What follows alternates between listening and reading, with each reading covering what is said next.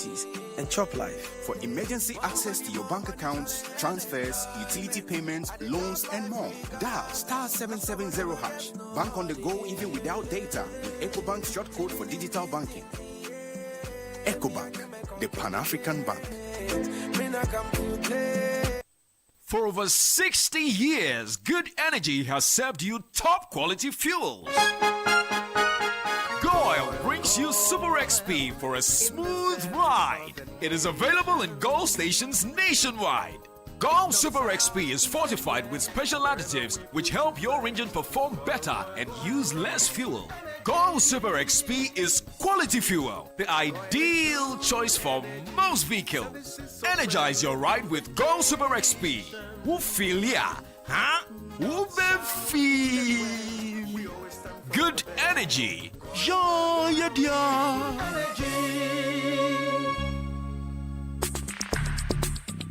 Join the conversation on the Citi Breakfast Show on Facebook at facebook.com/Citi97.3, Twitter at twitter.com/Citi973, and Instagram at instagram.com/Citi973 with the hashtag CitiCBS. This is the Citi Breakfast Show, the city's biggest conversation. The Citi Breakfast Show. Rise above the noise.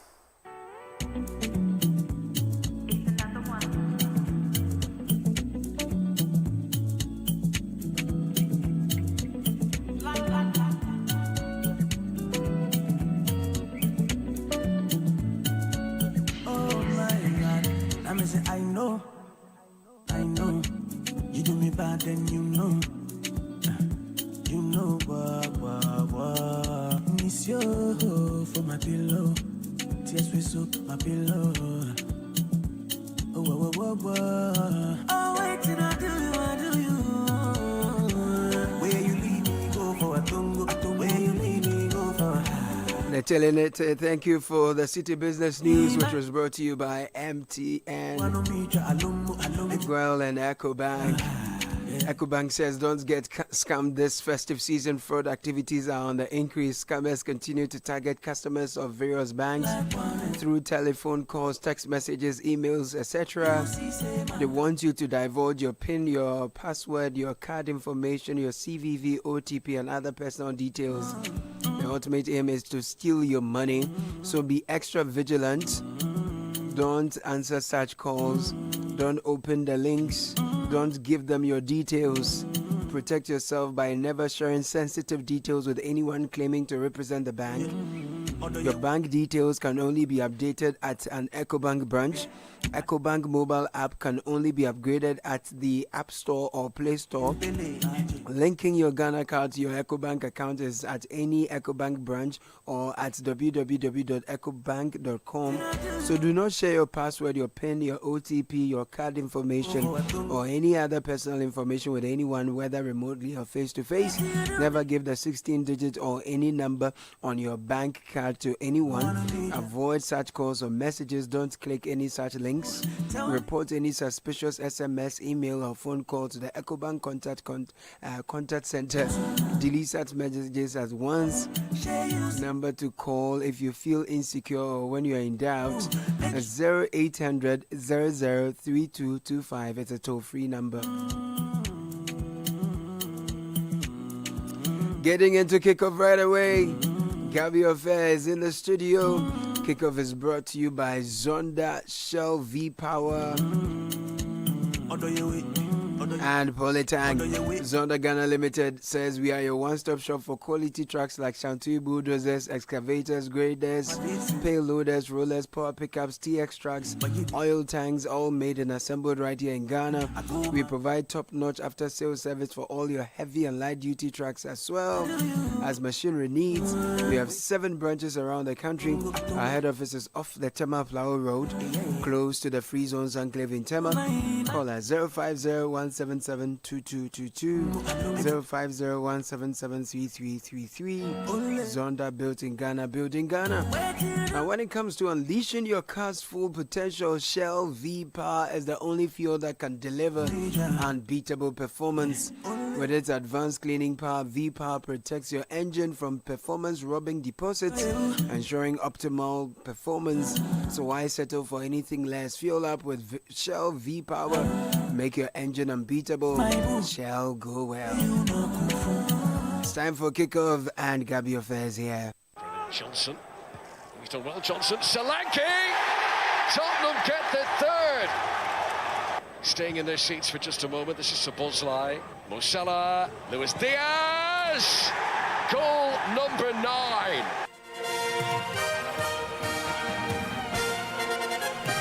Gabby Affairs back in the studio as Kudus Mohammed is also back. You know you're at home mood, you know? Yeah. Why? You behave yourself. No. Do you want to do the parliamentary roll call? No. You don't want to do that? What's happening here? We're supposed to be doing kickoff. Yeah, you're doing kickoff. I don't know what you're talking talking the roll about. call for today. So Kudus was on the score sheet. And then what else? Over the weekend, the Black Galaxies also managed to grab a draw against Nigeria. Should I proceed? No, good. Well, Spurs got Spursy against Liverpool at the Tottenham Hotspur Stadium. Well, Liverpool running away with all 3 points against Postecoglou's men. It was match week 17. We'll get to run you through the result this weekend, over the weekend, plus this. But if this is your thinking, I don't think like that. Even if we don't qualify, it's still positive. What is positive about this is that these boys have been exposed to a certain level of our Ghanaian league. Well, exposure is what the head coach preaches about Ghana's goalless draw against Nigeria's Super Eagles B in the first leg of the final qualifying round for the 2024 CHAN qualifiers. All of that plus a Tyson Fury's loss to Alexander Usyk. My name is Gabby Ofek, thanks to Shell V Power, Zonda GH and Politan Ghana. Well, let's start off with the goalless draw in the CHAN qualifiers, and the Black Galaxies face a daunting challenge after being held to that draw by Nigeria at the Accra Sports Stadium in the first leg of the African Championship, that's the CHAN. Now, Nigeria came closest to scoring when Papa Daniel Mustafa's deflected long-range effort struck the post just before the hour mark. However, the head coach, that's Didi Dramani, says the exposure is key for these players, even if they fail to qualify. We have always failed before. Even you have failed before. You still exist. Once you have tomorrow to live, then you have something to change in your career. I have failed before, but I'm still here going. I don't look at the failures, I look at the lessons from failures. So we are positive. But if this is your thinking, I don't think like that. Even if we don't qualify, it's still positive. What is positive about this is that these boys have been exposed to a certain level of our Ghanaian league, and this is the page that we want to print out, that we are expressing our domestic competition structure to the rest of Africa and the world. Well, the second leg will be played on December 28th at the Gospel Akpabio Stadium in Nigeria. The head coach Didi Dramani is confident his team can get the goals when they face the Super Eagles B on Saturday. Results, come, when sometimes you don't control it. But I believe that they will control the game again. We will control the game, and they will open up, and then the game will be open. But even that one, you cannot just go and play a game and just open out. Definitely, you are going to think about scoring, and then you are also going to think about that. I need to keep a clean sheet. As much as possible, we'll try to keep a clean sheet. But I want to believe that we will surely score. We will score. We will open up something, and as for the rest, I don't control that, but I control, the energy. I control the effort. I control the performance. But the results, we don't control it.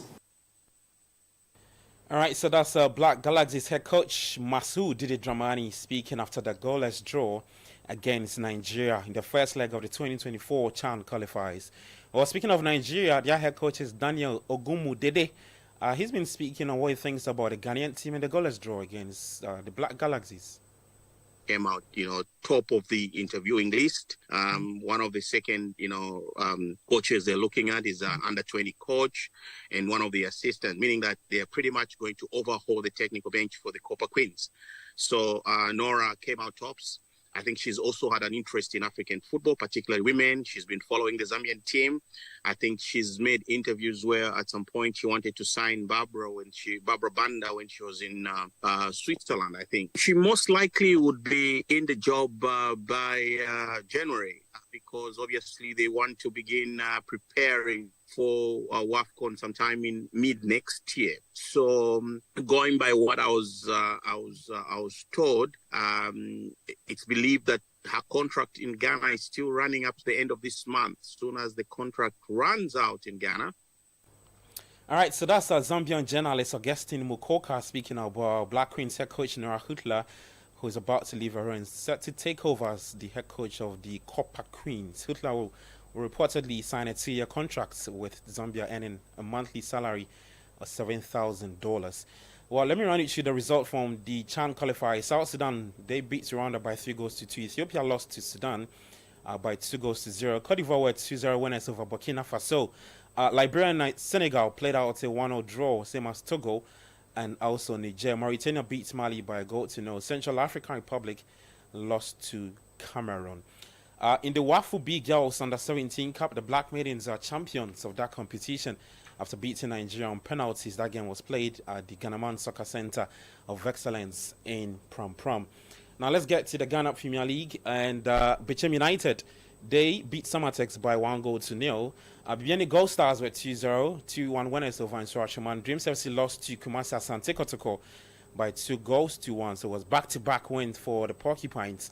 Hearts of Lion 3, Basake Holy Stars 1. Nations FC beats Legon Cities by 3-0. Young Apostles and Vision FC played out a 1-0 draw. And then Hearts of Folk returned to winning ways by beating Brecum Chelsea by 3-1.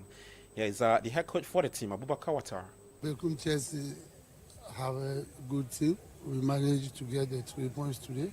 And this team, I told you, when he scored a goal, we started to Africa small. We make some changes. We bring some vitality. Yeah. To continue. But I think we thank the fans who come here today to follow the team. Whether I say in the dressing room or the boys, the league now we have 20 matches to play. Okay.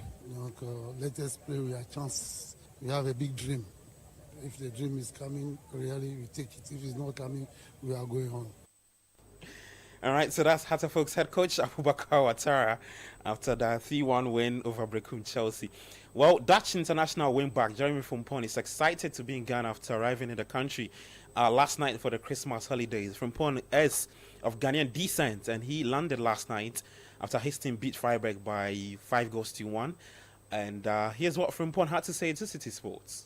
Welcome to Ghana. First off, your thoughts on the reception you've seen here at the airport? Oh, amazing to come to this welcoming atmosphere for the first time. Amazing. This is my people. So I'm so happy to see everybody, and I'm so happy to be in Ghana. So yes. Does this make you feel more connected to your roots? Of Ghanaian roots. I've always been connected to my Ghanaian roots.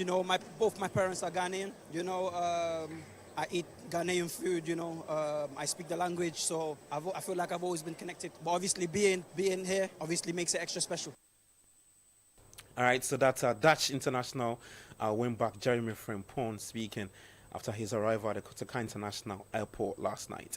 Well, let's head to the Tottenham Hotspur Stadium. Liverpool swept 4 points clear at the top of the table as Mohamed Salah's masterclass inspired a memorable 6-3 route of Tottenham Hotspur. Here from Liverpool's Mohamed Salah.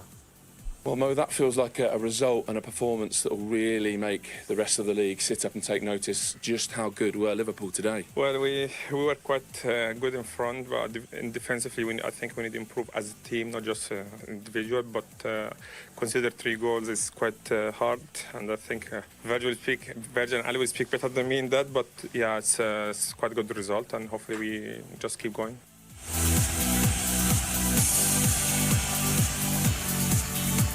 All right, so that's Liverpool's Mohamed Salah after beating Tottenham Hotspur yesterday. Well, United, they were booed off as they suffered a 3-goal home defeat by Bournemouth for the second year in a row as Ruben Amorim's men lost for the 3rd time in 4 Premier League games. And guess who was on the score sheet for Bournemouth? It was Ghana's Antoine Semenyo. We hear from United's head coach Ruben Amorim. Ruben, that was a bit of a disappointment after what happened this time last week. I know there was that defeat in midweek, but you were trying to build that momentum after winning the Manchester derby. Yeah, it's hard. It's hard because in this context, it's hard to push for 2-3 wins, and we are trying. But this game was was hard on us. I think without any consider any situation, we suffer again set pieces. All right, so that's United's Ruben Amorim speaking there. At the Goodison Park, Everton held Chelsea to a goalless draw with Enzo Maresca not too pleased with the lack of clinical finishing from his players. Kudus scored his third goal for West Ham this season in the 1-0 draw against Brighton and Hove Albion. Gabi Jesus scored twice as Arsenal puts 5 past Crystal Palace at the Selhurst Park to move to within 6 points at the top of the Premier League. Now in boxing, Alexander Usyk overcame Tyson Fury to defend his unified World Heavyweight Championships at the Kingdom Arena in Riyadh. Usyk prevailed over the course of 12 intense rounds as momentum shifted first from one, then to the other. We hear from the Gypsy King Tyson Fury. Spirit. I felt a little bit of Christmas spirit in there, and I think he got a little Christmas gift from them judges. Christmas gift early. I felt I won the both fights, like this Australian lad here. He thought I won both fights too. I don't know what I've got. Well, obviously I know what I had to do, knock him out to get a decision. But do you know what? It's boxing, and it happens. And there's no doubt in my mind I won the fight, and that's it. All right, so that's Tyson Fury speaking after the loss to Alexander Usyk. Well, that's the very latest in the world of sport. For more, you can head to citisportsonline.com and on Twitter or X at City Sports JJ. We're back later 5 p.m. with Sports Flash and the Traffic Avenue. Kickoff was proudly brought to you by Shell, V-Power, Zonda JH and Polytangana, Papa Nini. My name is Gabi Ofer. Enjoy the rest of your day. Do take care of yourself and bye-bye.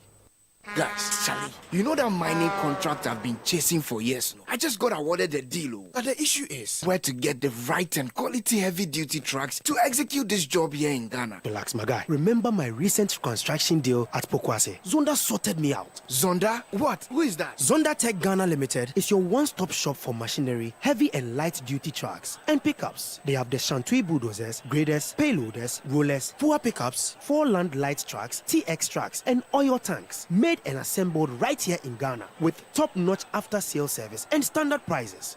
Made in Ghana. This is amazing. You haven't seen my Zonda Power pickup, which I take to the office. Strong, durable, and tough on our roads. Hey, that's from Zonda too? Absolutely. Zonda is the right place for you, my guy. Oh, now I am sorted with Zonda. Zonda Tech Ghana Limited, your solution for heavy and light-duty trucks. Located at Tema, off their Flower Road. Call 0501-772-222 or 0501-773-333.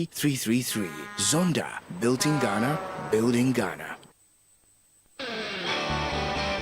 In a world where only the best survives, you need a fuel that can match your drive. A fuel with unparalleled protection for your engine, superior efficiency, and unrivaled performance. A fuel so unbeatable, when you get behind the wheel, you'll focus on what really matters. The journey ahead. That fuel is Shell V-Power, because no other fuel gives your engine better protection, better efficiency, and better performance. Be unbeatable. Drive unbeatable. Shell V-Power. Shell, go well.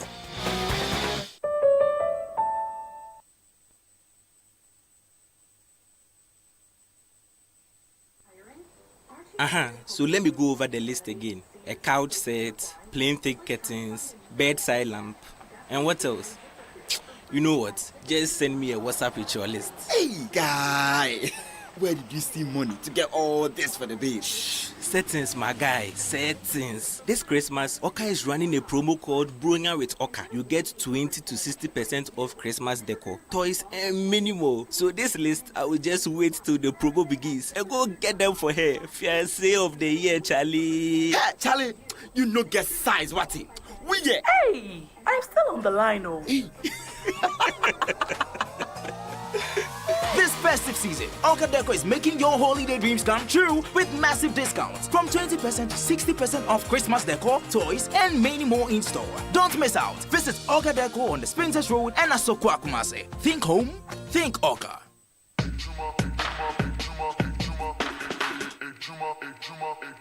This ad is not about how convenient or easy to use the Affinity app is, or how accessible and affordable our loans are, or not having to worry about monthly or transaction fees.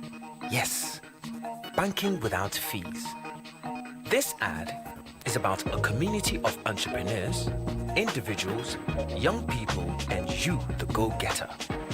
And Affinity providing the necessary services and tools to help simplify daily banking tasks and grow your business.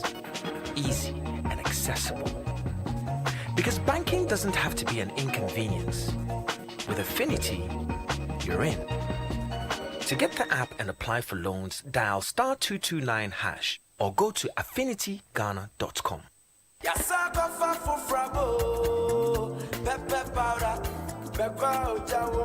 Sankofa pepper powder, Sankofa pepper powder, Sankofa pepper powder. Etienga koketa niya potoyoa, Sankofa got you covered.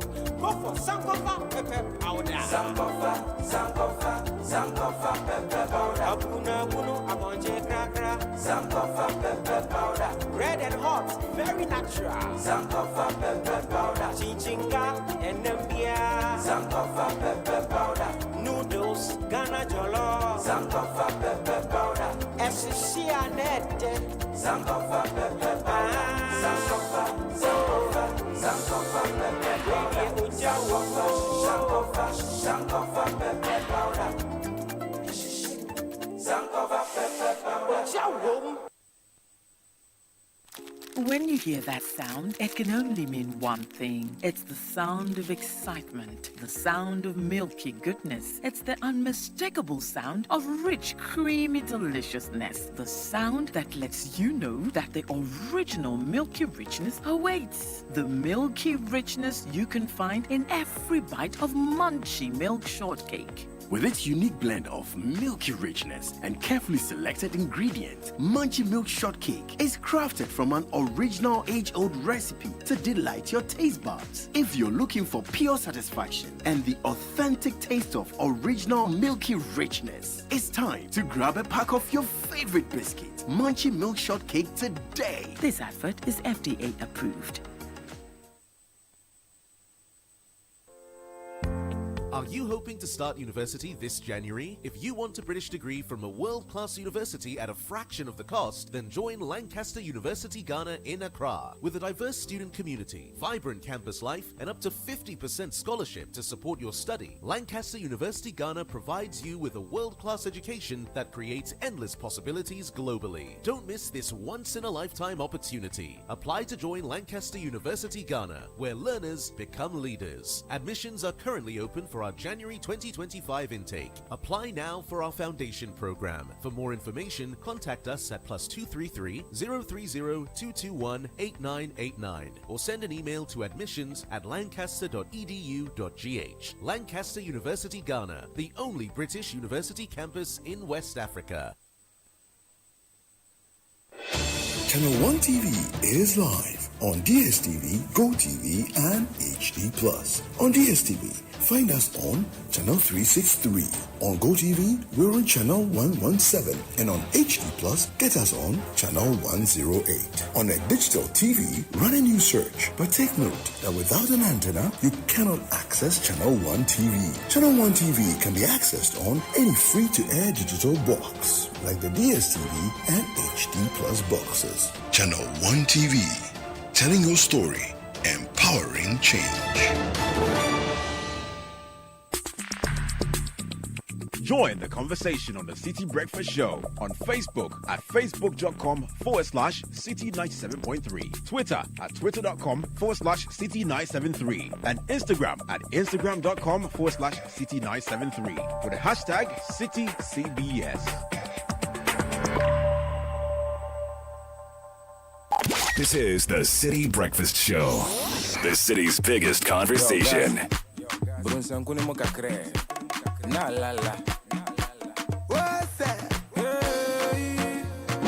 The Citi Breakfast Show.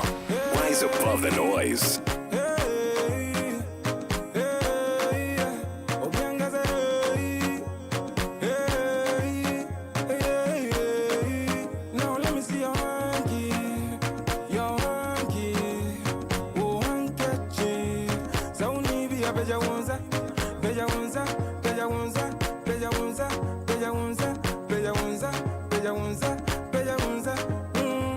be so we get. If we got the bless, we make you no forget. No be your money, ever give and forget.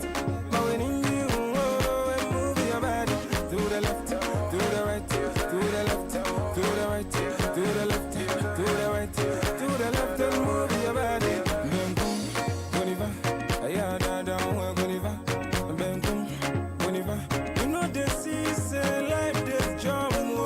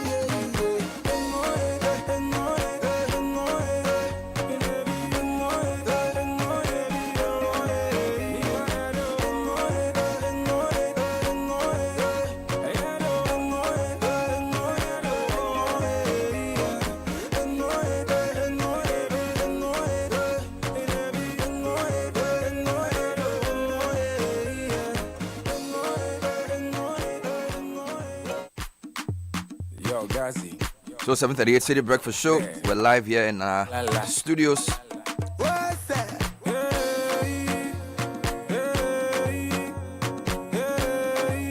A quick request coming in this morning before we jump into the big stories for the day. Happy birthday to Nanaya Fache, Nanaya Kisinyame, Senior Dealer of Republic Bank Treasury Department. And Yvonne Otri, may the Lord's grace be upon you and answer all your hidden prayers from Francis Ejapong to Nanaya Fache and Nanaya Kisi Nyame.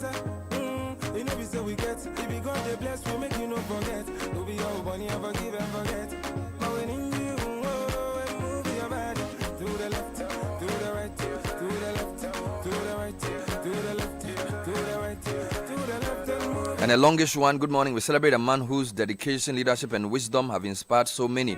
Solomon Ni Amonkote, on the occasion of his 50th birthday over the weekend. Solomon, as the head of internal audit of the Ghana Export-Import Bank, you've not only upheld the highest standards of integrity and professionalism, but have also mentored and empowered countless individuals to strive for excellence.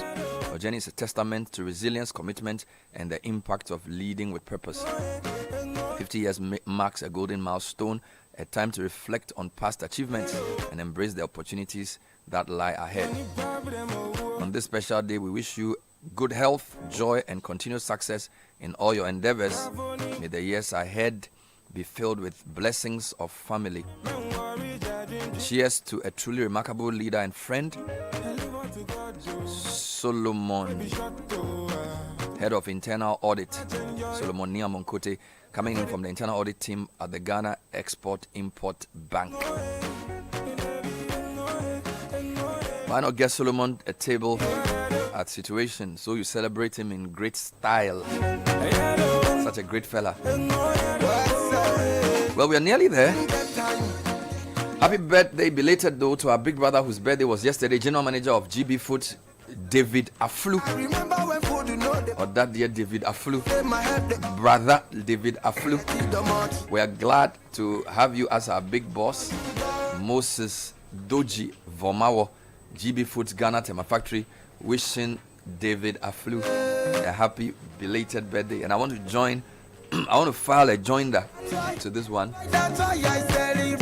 David Aflu is a great, great gentleman. Help me wish a happy birthday to two amazing people in my life. I'm not sure if I'm reading this well. Yesterday was my wife, Anita Adi, of Concentrics Ghana's birthday. And today is my mother, Reverend Victoria Tenge's birthday. May the blessings of the Lord be associated with their new age. I love them so much. From Godson Tenge to Anita Adi of Concentrics Ghana and Reverend Victoria Tenge.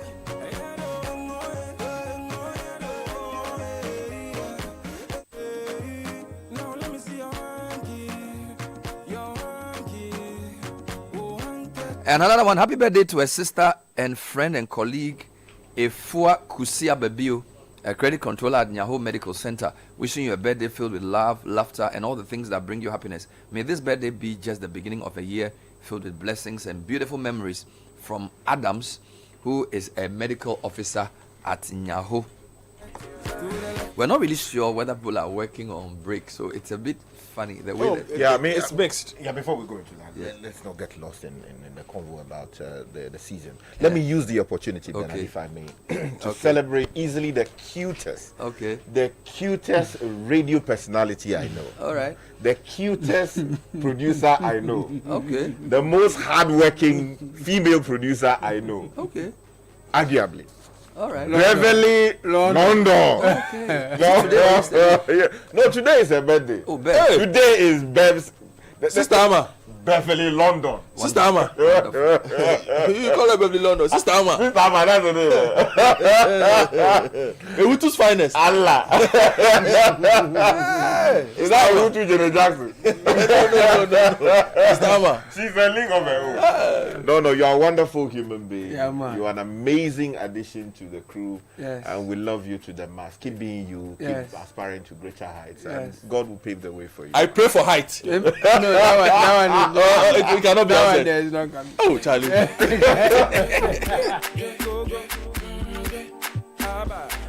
So I was asking Godfred about the season, whether it's the blow now. I'm not really sure what's going on, because today about half of the newspapers didn't come, and I'm surprised they are on break. You didn't get Daily Graphic today? No Times, no Daily Guide, Herald? no Chronicle. We got Herald, we got Economy Times, we got BNFT. Well, so it's been a hard year for them, with the elections as well. It's a serious season. What's serious season? We are in the elections. We are in a transition period. Haven't you finished? Obviously not. There are about 2 seats to go. 7 were declared. All kinds of things happening. The other people will do the matter for them. I wanted Sky to sue, but he says his appetite for suit is not. It's not for triviality. A lot of people are in a mixed mood. Some are working, some are not.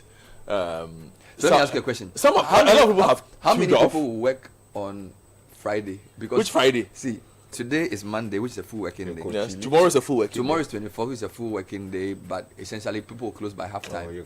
Wednesday is Christmas Day, which is a holiday. Yeah. Thursday, Boxing Day is a holiday. Now the problem is Friday. No, Friday. Yeah, exactly. What is 27? Friday legally is a working it's day. A working day actually. So banks must open, government agencies must open, media houses must open. Well, I think most of them would have drawn a schedule like all other businesses, so they'll have skeleton staff available. So, but is it right? It's not right. It's not.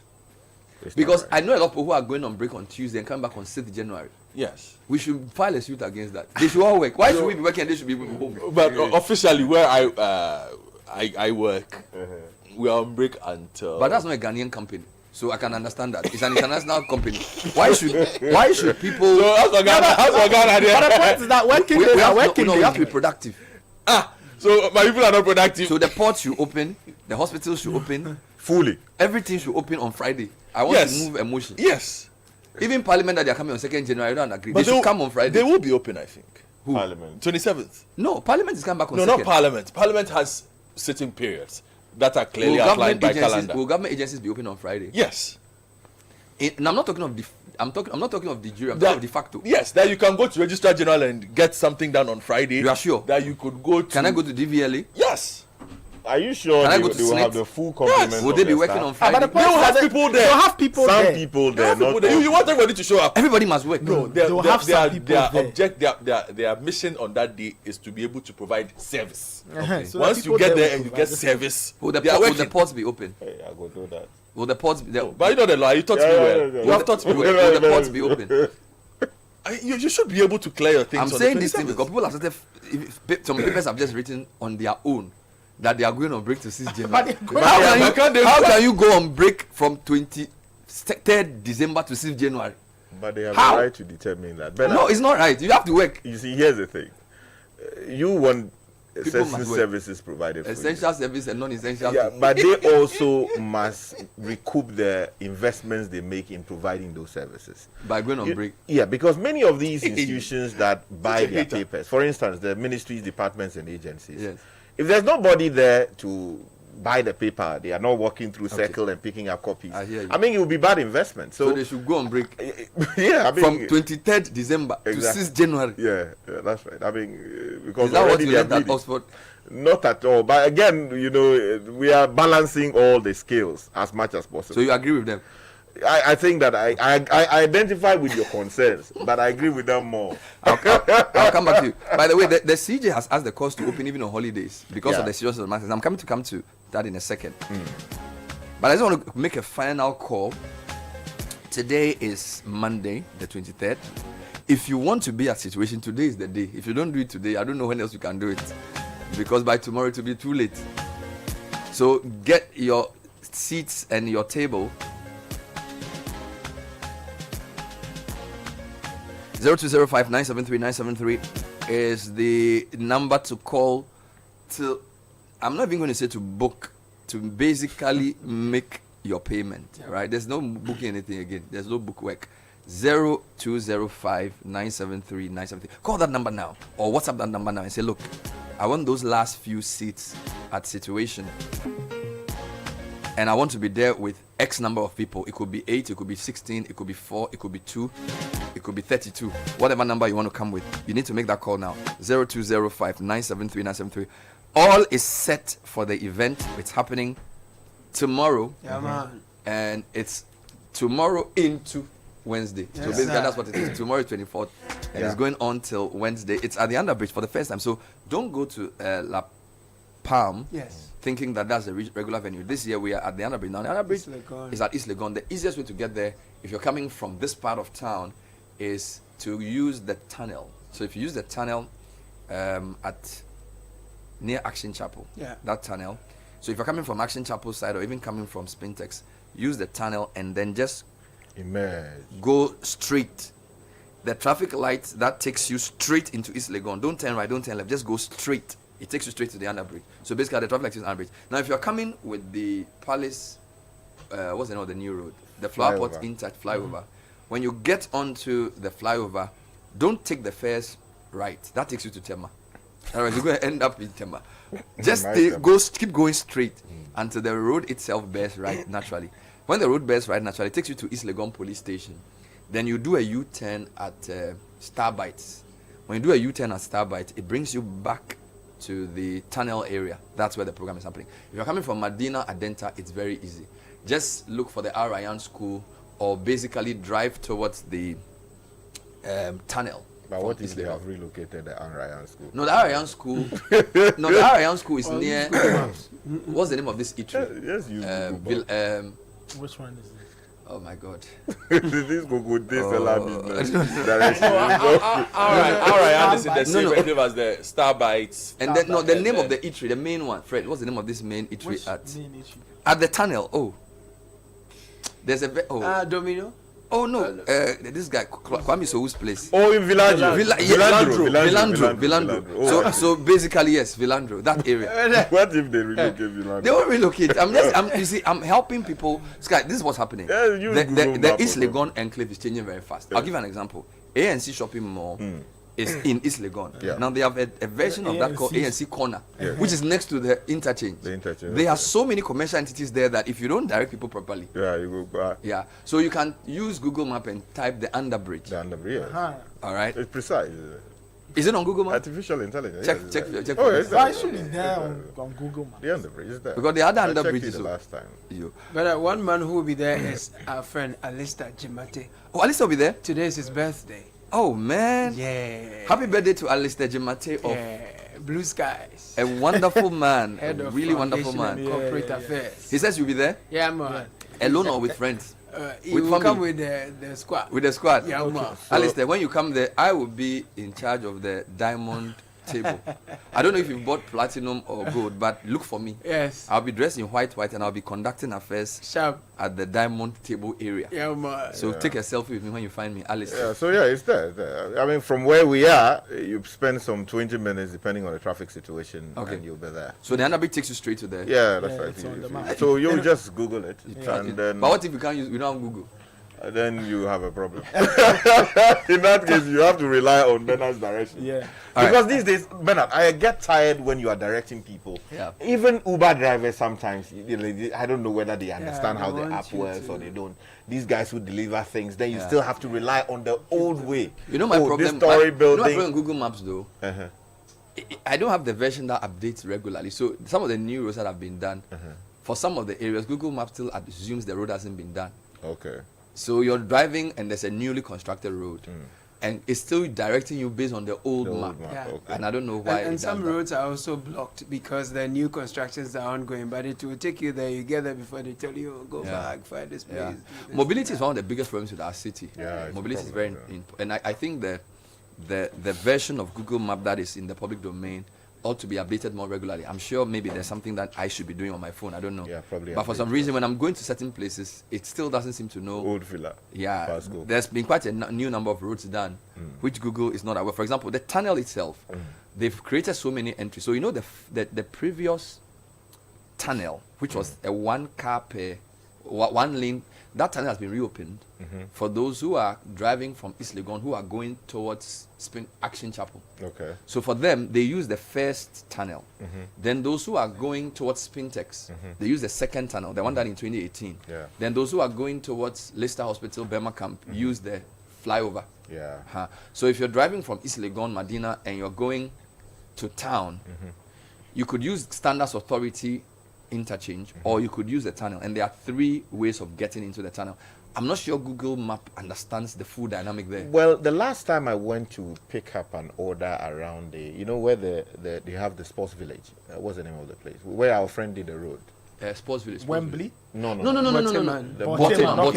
Botima. So I was contemplating either to use the East Legon version of the route, or I should go towards Tema and then do the underbridge. Yeah. So eventually Google directed me that the fastest way of getting there was to use the motorway. Okay. I was unsure because I had never used that underbridge before. Okay. Stop calling it underbridge. Well, okay, it's a tunnel. See, Ghana, we are not doing well. What is underbridge? Okay, the underbridge is the name of a venue. Okay. But the thing you pass under is called a tunnel, not an underbridge. Thank you for the correction. So when I got there, it asks you, so you're leaving Accra to Boteman. Yes. Instead of using East Legon through School Junction, it drive says use the motorway. Yes. So you get to 18 Junction. Yeah. And then you turn right. Yeah. And you go and use that. So you have a rough road be like that. It takes you to the tunnel. It's one car. That narrow. Very, very narrow. So if some car spoil for the middle of that tunnel, is that you are and there's no light. Wow. There's no light. Dark. Basa. And then you have some 2 people directing traffic. I got in there, climbed onto the road. How long did you spend there? I think it was getting there was about 20 minutes for me. From was there a lot of traffic into the tunnel? Yeah, into the tunnel because you had a queue that needed to wait for the oncoming ones to pass before you to. You know the challenge. That tunnel was constructed part of the motorway by Nkrumah for cattle. Oh, Charlie. Now the problem is that with the new motorway work they are doing, they cannot even do an overpass until they finish. Because remember we interviewed the Ministry of Roads and they said that the current motorway as we know it, they are basically going to move traffic from off it to the right and the left. Okay. So they are doing a dual carriageway on the right and the dual carriageway on the left. Okay. which will then become the passage from Accra to Tema and vice versa. Then they will, according to the interview I had, they will break the motorway and redo it. Okay. So that tunnel cannot, so you cannot do an overpass on the tunnel now. You have to wait for that road to finish. But you can do it if you do the engineering calculations right, can't you? You are coming to Sky, you are going to build 2 new roads, and then you are going to redo a full motorway. If you go and do the overpass now, what are you going to do? You are going to waste money. But you know how much distance or space you are going to occupy, so you can always do it. If you know that you need about 25 feet to make that happen for the final design, so you can just do that. I don't see why it shouldn't be done. I mean, what is embarrassing for me is the number of cars. That because weight. let me tell you, so for example, you're coming from Ashaiman, Tema, Akosombo, and you're going to anywhere in Sakumino Spintex. You either use Tema or you have to come all the way to Shiashi. Yeah. Which is not productive. So 18 needs an overpass, but Sky, it's terrible. So many cars trying to enter from both sides. Yeah. And sometimes there's no police there. And to think that over 50 years since Nkrumah built the motorway, we've not been able to do anything about that place. And we're using a tunnel meant for cows.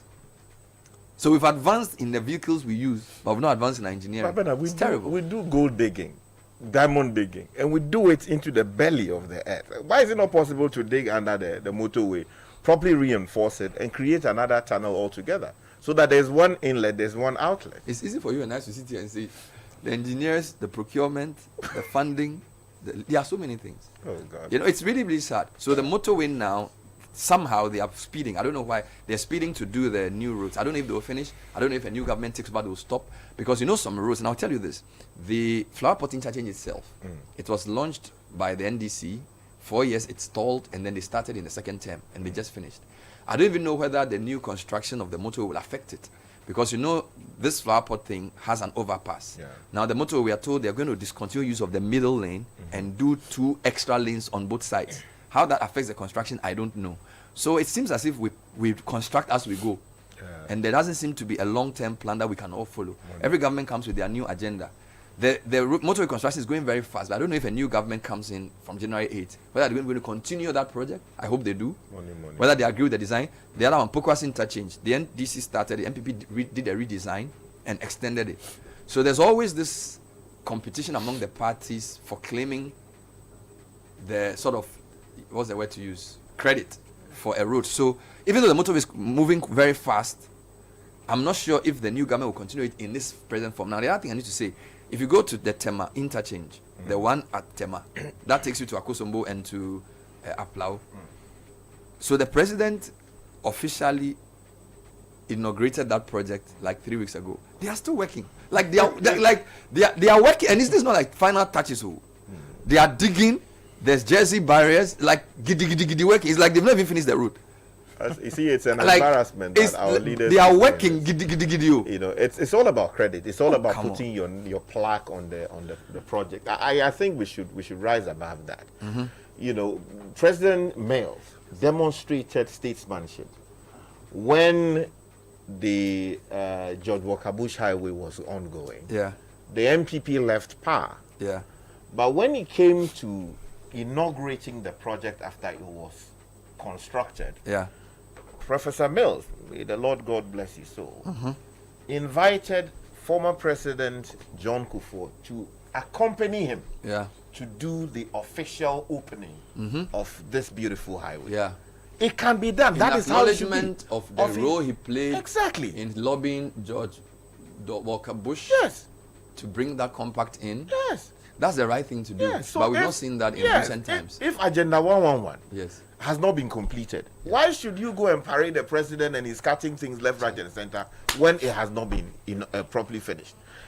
It should be possible that on the day of the official opening of those hospitals, you invite the man. That is how we build what about the claim of phases? So you know that Obeche Bilamte, this is the second commissioning. So Obeche Bilamte phase 1 was commissioned in 2020 for the 2020 election, and phase 2 has been commissioned for 2024. I don't know if they finished, by the way, because God used that route. Have they finished that route? He said they are moving earth, human beings, all kinds of things. Because what I saw in Tema over the weekend, you cannot tell me that they allowed the president to commission that. Sky, they have not, like, they are, it's not even like, you see, the flower pot one, they are sort of doing road markings. Finish. So you can give them that. This one, they are digging. It's like, like I'm a tune crowd. The same here. They are digging. They have jersey barriers. People have taken off their shirt and they are walking. This is not. The president has commissioned. He commissioned the thing to go house. But this one, they painted the first side, put the AstroTurf carpet there. The pillar after that runabout has not been finished. Everything. I think it's an embarrassment. We should stop doing that. And you see, this is what happens. Engineers are put under pressure to work with political timeline. It's wrong. And I think that's not right. Professional integrity requires that there are certain things you shouldn't do. Of course, the politicians will always push you to do these things because they need the credit. But if you set concrete, or use the word, you cast concrete, is that not the word? You must allow a certain number of days for the concrete to do what it has to do. You can't cheat nature. So I think that we need to stop these forced commissionings and allow, because you see, if you can influence the commissioning process, then you can also influence the quality process. Yeah, most likely. You get it? So as for the Tema interchange thing they are saying, they've not finished. Why have you not inaugurated the Pokwase in Sawam Road? That one they don't reach 70. Horrifying. You use the dust that is kicking up on that stretch. Yeah. Look, it's just some serious torture. Of course, I admit that there are portions when you are going, Charlie, a big cry. So maybe they could have commissioned those parts. You commission as you go. Well, talking about the dust though, Nag Fairmont, who are the contractors working on the Kasua Winneba Road, yes, I think they have to manage, we are in the Hamatan season, the dust that's emanating from the construction, the onion sellers at the onion market, they are really struggling. Are they watering? I've not seen, I've seen videos of the dust that's emanating. It's a cloud of dust that's settling. Which part are we talking about? This is where the onion market is, when Henry Cote moved them towards this is Budumburam area. Yes, after you go past Budumburam, you're heading towards Winneba. So this is what they've done. They've sort of solved the traffic problem. Yeah. But they've created a dust problem. It's getting out of hand. So let's urge the contractors to do regular watering. Yes, please. And this doesn't apply just to this also applies to the Accra Kumasi Road. Ofankor Road. All right. So let's bring you tech and social media trends next. And it's sponsored by First Bank Ghana and Telecel. First Bank Ghana is simply saying that if you want to send money to Gambia, Guinea, Liberia, Nigeria, and Sierra Leone, it's much easier now. We have a system we call the Pan-African Payment and Settlement System. Through that, we can send your money and you can receive yours as well. If you want to send money, visit any of our branches across the country with your cash. Your money is transferred in no time. To receive the money, you will need a First Bank Ghana account. This is how we put you first. Call out to find out more about this system. The number is 0596 921 921. And Telecel says is the season for connections, joy, and lasting memories. So don't run out of data. Our fixed broadband has an amazing package for you this season. We're introducing the Too Much Christmas offer. Gives you a whopping 150% bonus data for just 150 Ghana cedis extra. I beg your pardon, on your current plan. So simply dial star 900 hash or visit www.telecel.com.gh. Nathan, download the Telecel Play app to subscribe to the Too Much Christmas offer on Telecel Fixed Broadband. Today, Telecel is connecting energies. The one who said, what's the name of that Pachika? It's called Zlozati. Yes, Zlozati. I think Zlozati. Please, you are listening. You know what to do. So Nathan will bring us tech and social media trends. Nathan, pick it up. All right, let's get into the trends. Following the recollation of some parliamentary results over the weekend, so some names, Baba Sadiq, Sam George, removal of EC, so some names and terms in the trends as well. People are talking about that. There are some people who don't understand what is happening, so they are talking a lot about that. Moving on to other things that trended over the weekend, hashtag Beam Festival, hashtag Manifestivities, both things are trending. So Stoneboy and Manifest both had their yearly concerts. So Beam Festival 2024 and Manifestivities 2024 were held over the weekend. So followers and fans of the two artists were there in their numbers to celebrate their favorites. It was a very interesting time. M. Dot and Stoneboy also there on stage. He released a new one, Is it the same on Friday. something? Some serious, dancehall stuff. Okay. Charlie, be deadly. You should check it out. And Yeah, the video is also out. So if Okay. you enjoy videos of that kind, Okay. go on YouTube and just enjoy yourself. All right, I'm sure we'll get to sample it. To some football and the football. Tietiani, Woso.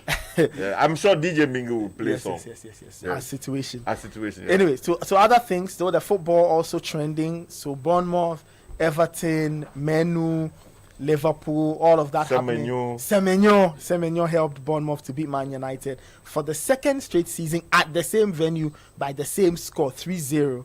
Bournemouth winning at Old Trafford. And then you have the Chelsea drawing goalless at Everton. Charlie, that was difficult. That was a to watch, letdown. That was a letdown. Chelsea were hoping to win. It did not So happen. disappointing. Yeah. Yep. And then you have for a long Liverpool. time, I've not watched my team. Yesterday, I decided let me just close one eye. Manchester United should sack all their players.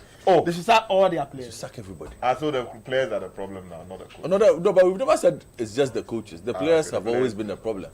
We should But sack to, they get exposed more and more every time another manager comes through. And this manager, because he's actually very technical, it becomes very easy to see what the problem is.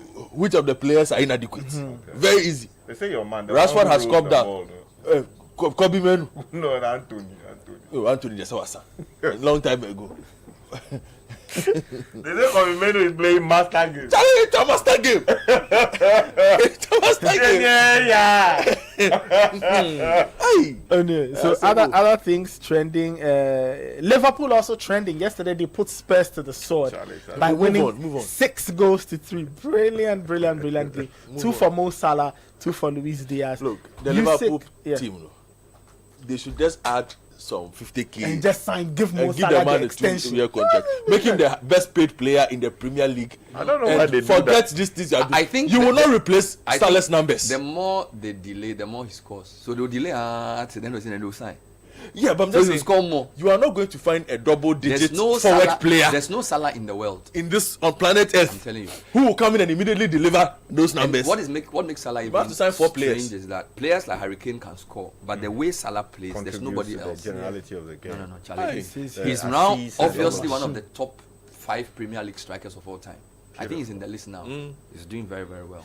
Assists are also great, huh? Yeah, yes. Double digits. But what happened to Amorim? Amorim is fine. Eh? Just the Yeah, well, I players think who have Amorim is been fine. given. Amorim is fine. He'll be very fine. Amorim is very, very fine. You see, No, it's okay. We can talk about We don't it. want to talk about it. It's okay. Just go. Charlie, No, it's okay. Local black Let's- stars. let's- move let's on. hear you. We don't want to hear it. Local black stars didn't change. No, they didn't. Hey, They say they called Nigeria. we played against Nigeria. We didn't change. No, but they have a second leg. Because But if we didn't The change second that, leg it is that when we are in got Lagos that shellacked will trend. who told you In they were Salah? Nigeria. Anyway, We let's didn't move trend on. in Ghana. It is in Nigeria we will trend. They will win in Nigeria. Anyway, WhatsApp, messaging service WhatsApp, claimed a major legal victory over Israeli spyware firm NSO Group last Friday after a federal judge ruled that NSO was liable under federal and California law for a 2019 hacking spree that breached over 1,000 WhatsApp users. Now, observers say it's a rare win for activists who have sought to rein in companies that make powerful software or powerful spyware or software capable of surveilling calls and text.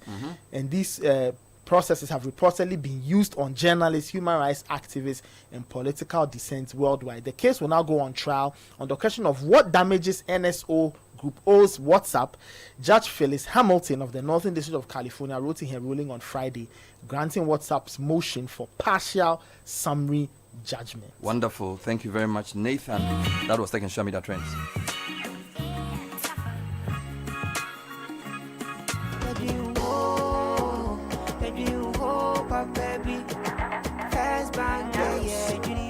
You're looking for a bank to rely on.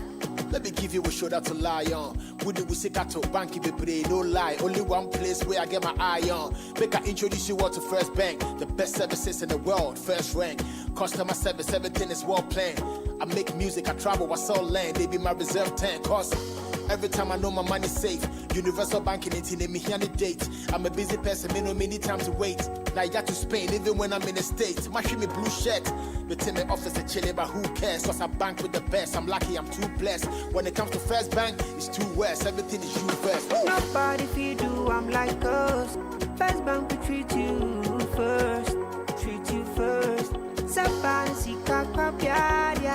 Think about you first. Think about you first. You first. First Bank.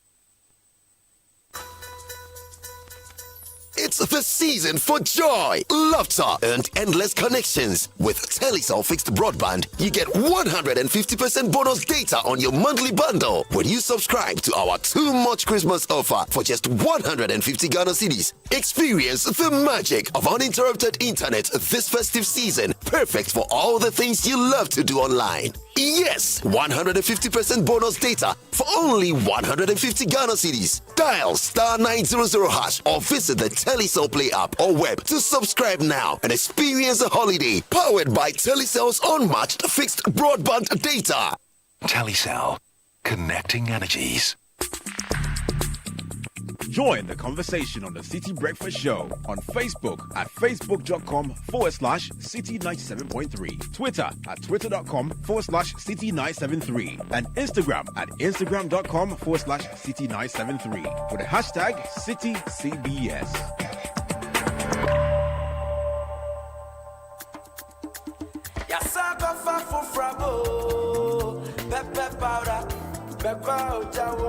Sankofa pepper powder, Sankofa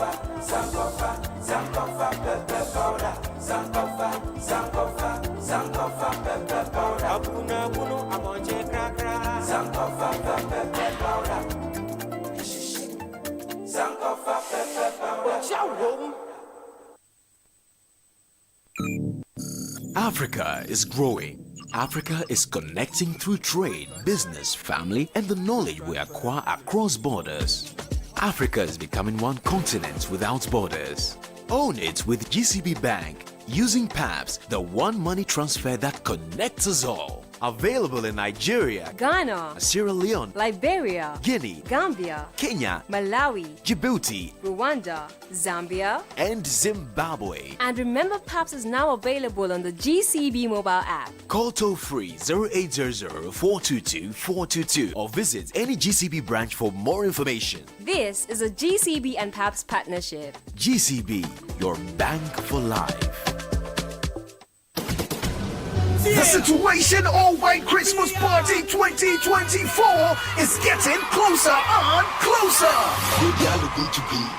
This Christmas Eve, join us at the Situation All White Christmas Party for a night of unforgettable vibes. Date 24th December 2024.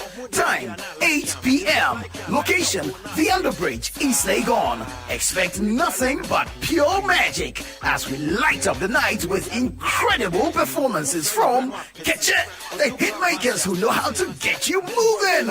Bisakade, Ghana's Soul Master with melodies that will take you to another world. Inchin Chin Band, a live performance experience like no other. DJ Mingo, the party maestro, keeping the beats flowing all night. Adani Best, bringing the energy to keep the crowd jumping. And MOG, leading us in spirit-filled worship in style. Dress code, all white. Let's shine together in style. It's going to be a night to remember, full of music, dance, and festive spirit. Don't miss out on the hottest party of the season, the party that shuts down all parties. Call 0205-973-973 for table reservations and get ready to party! It's going to be lit at the Underbridge. I dedicate my time. The Situation All White Christmas Party 2024 is powered by Channel 1 TV with support from 97.3 Citi FM and proudly sponsored by Carlsberg Beer, Kiss Drinks, Ceres, Bell Eyes, Verb 2 Vernay, Bushmills Irish Whiskey, Blue Jeans Energy Drink, and Stanbic Bank. Yeah, I'm hoping you're okay. We got to party tonight. Many just stay for mine. And Menimwa pop quiz. Are you ready? Hit me. Can you give me 3 words that start with omni? Oh, that's easy. Omnibus, omnipotent, Omniwana. omnibus. The bank with a really nice signboard. Hey, Radzi, you mean omnibisic. OMNIBSIC.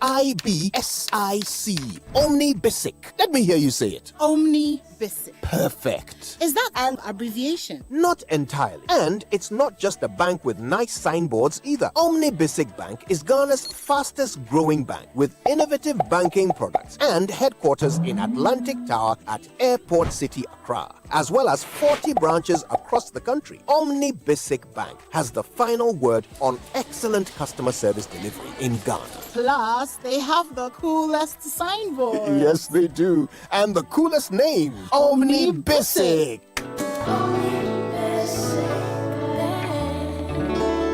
At your service.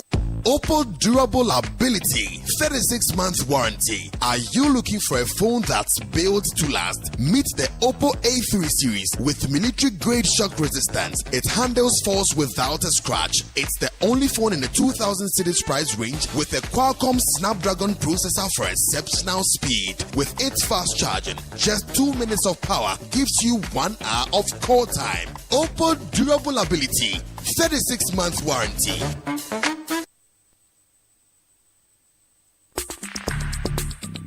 Join the conversation on the Citi Breakfast Show on Facebook at facebook.com/Citi97.3, Twitter at twitter.com/Citi973, and Instagram at instagram.com/Citi973 with the hashtag CitiCBS. This is the Citi Breakfast Show, the city's biggest conversation. The Citi Breakfast Show. Rise above the noise.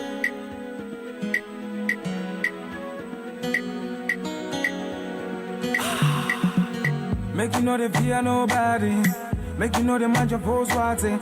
Live your life, the work will make you happy. Hey, I enough I won't dream.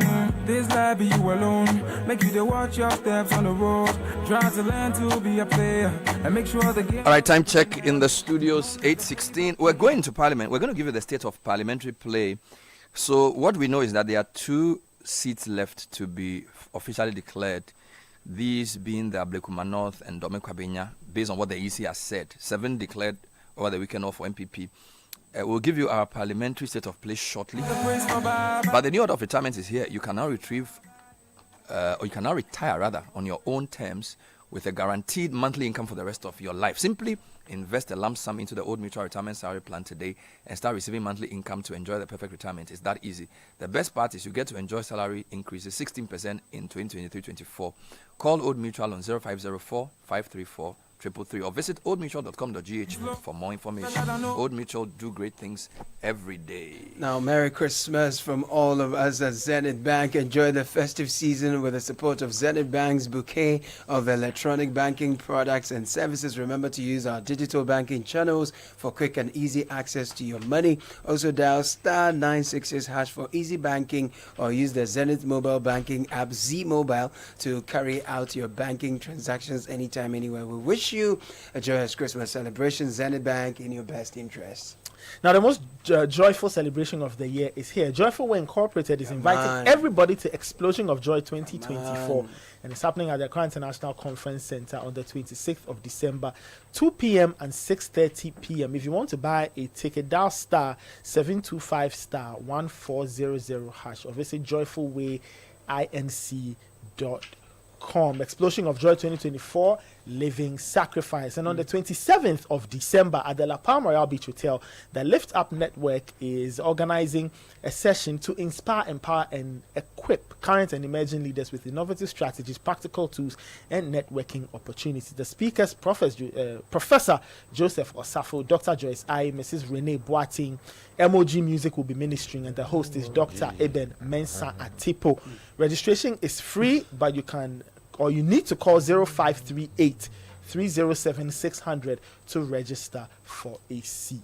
Now, if you're looking for a delicious snack for both kids and adults, try the Bell Moo flavored milk. Bell Moo comes in chocolate and sweet strawberry flavors. It's perfect for any time of day, for your lunch boxes, after school snacks, or a quick pick me app. For bulk distribution, call 0544 335 900 or 0544 335 800. Bell Moo is maliciously delicious. Another quality product from Bell Aqua.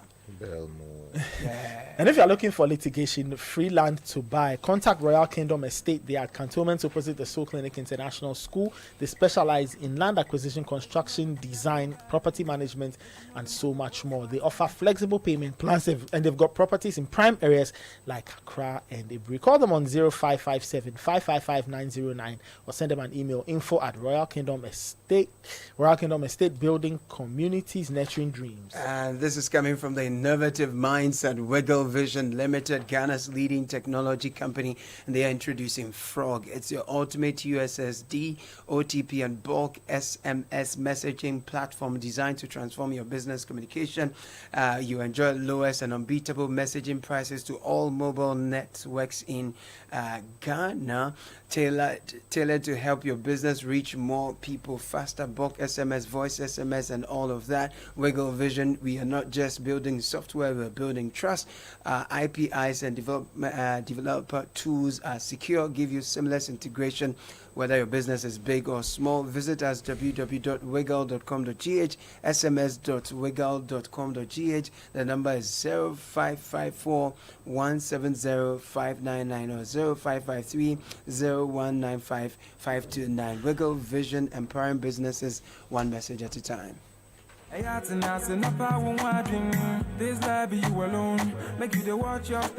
right, time check. It's 8:21. So, let me just give you a quick overview of where we are with Parliament. There were originally about 1, 2, 3, 4, 5, 6, 7, 8, 9, 10, 11 or 12 parliamentary seats under dispute. Then the EC, when the recollation started, there was a recollation of Fantiakwa North, which originally were told was won by the NDC, but the recollation ended up in favor of MPP. So that was Fantiakwa North. Then there was also Suhum, where there was an independent candidate and there was some contention over who won. It also then declared for MPP. So you have 2. All right. Then over the weekend, there were 7 recollated because there were 9 in all left. So you had in Sawa Madridgeri in the eastern region, Obuasi East, Ahafuano Southwest, and Ahafuano North in Ashanti. Tema Central, Okankwe Central, Domkwabenya and Ablekuma North in Greater Accra, and Techiman South in Bono East. Following the recollation of 7, you now have Techiman South now declared for Martin Ajay Mensah of MPP. Tema Central declared for Charles Forcing of MPP, although originally Ibi Bright had been declared the winner. Patrick Yabuama declared winner of Okankwe Central following the recollation, although originally Baba Sadiq had been declared. In Sawa Madridgeri, declared for Frank Anodompre for MPP, Obuasi East for Patrick Boachi Yadom MPP, and Elvis Osei, Mensa Dapa, Ahafuano South East MPP, and Ajiman Prempe for Ahafuano North. Now the outstanding 2 are Dom Kwabenya, which the NDC believes they've won based on an original declaration, and Ablekuma North, which the NDC also say they've won. Now, based on the new declarations, we have 274 out of the 276 parliamentary seats now known, where results have been declared. 274 out of the 276. Okay. So what is the state of play? There are 4 independent parliamentarians elect. 4 independent parliamentarians elect. The 4 are Woolensey, Afram Plains North, Gomoa Central, and Asante Akim North. Those are the 4, right? On our radar, NDC has 182. 182. And the MPP has 88 with 2 left to go. The 2 are Dome Kwabenya and Ablekuma North. So if you add 182 to 4, you have 184. You add 88, is 276. So this is our radar. Now, regional breakdown, just to give you some further context. So let me start with, say, Ashanti. Okay. Now, Ashanti, we have the full complement based on EC declared and recollated. NPP 39, NDC 7, 1 independent. Who's the independent? Asante Akim North, or Hini Kwame Frimpong. He got 69% of the vote. NPPs and the Kwame Apiakubi got 8,900. That's 23%. NDC's Kofi Asama 2,400. So the independent candidate got almost 70% of the vote. And the Apiakubi got 23%. Apiakubi has spoken about this. All right. Now let me give you the NDC in the Ashanti based on what we know. There are 7. Setra Fram Plains, won by Nasira Afra Jechi, 70% of the vote. It's not even close. Ejura Seche Dumase, we have Muhammad Bawa Brahima, 52% of the vote. Now, Ahafano Southeast, there were 2 Ahafanos in contention, Ahafano Southwest and Ahafano North, both declared for MPP. But Ahafano Southeast, won by Yakubu Mohammed, 52% of the vote. He beat Frederick Achampong, who got 47%. Still in Ashanti, for the first time, you have Adansia Sokwa, NDC. The gentleman is called Godwin Animli Dogbaji Doran, 50.27%. He beat long-term 7-termer Katie Hammond, who had 46.90. So this Godwin Animli Dogbaji is an NDC parliamentary candidate elect, aspirant elect, a parliamentary member elect. Then the 2 interesting ones in Ashanti, apart from the Ahafwano Southeast, was Akrofum. Akrofum has Joseph Azuma, 54.05%, beating Alex Blankson of MPP, who had 45.95. And then New Dibiase, not surprising, the gentleman is called Abdul Salam Adams, 51%, George Boahin, 48%. Now, then of course there's Aswasi in Ashanti, where Muntaka Mubarak, 56%, and then Manaf Ibrahim, 42%. So NDC has 7, MPP has 39, Independent has 1. Let me do Eastern, because that was the other one that was in limbo in terms of the final results. Now, the Eastern region has 33 constituencies. Based on what EC has now done, you have all 33 declared. MPP has 24, NDC has 8, Independent has 1. Let me start with the Independent. The Independent is for Afram Plains North. His name is Walasi Peli, 11,452. That's 45.95%. Now he beat the incumbent NDC MP, Betty Nanefua Crosby Mensah, 10,993, 44%. Crosby lost? Yes, to Walasi. Well, he's a young lawyer. Independent. And then you didn't know. So Asiama Enim of MPP had 1,992. Yeah, so you have Asante Akim North Independent for Ashanti, and now you have Afram Plains North Independent Eastern. The other Eastern won by NDC, Afram Plains South. The gentleman is called Joseph Apia Boateng. He had 50.09%. And then you have Upper Manya Krobo, Bismarck Tetenyaku, 53.90%. He defeated Joseph Tete of MPP, 45.05. Then you have Eswojaman. This was a big race. The NDC's Thomas Ampemnyako, 54.6, 26,000 votes. Former MC, former MP, current MP re-elected. Pius Enam Haji, the first time in Eswojaman, 44.61%. So Pius lost. Lower Manya Krobo, also NDC, Ebenezer Oklete Telabi, 64.30.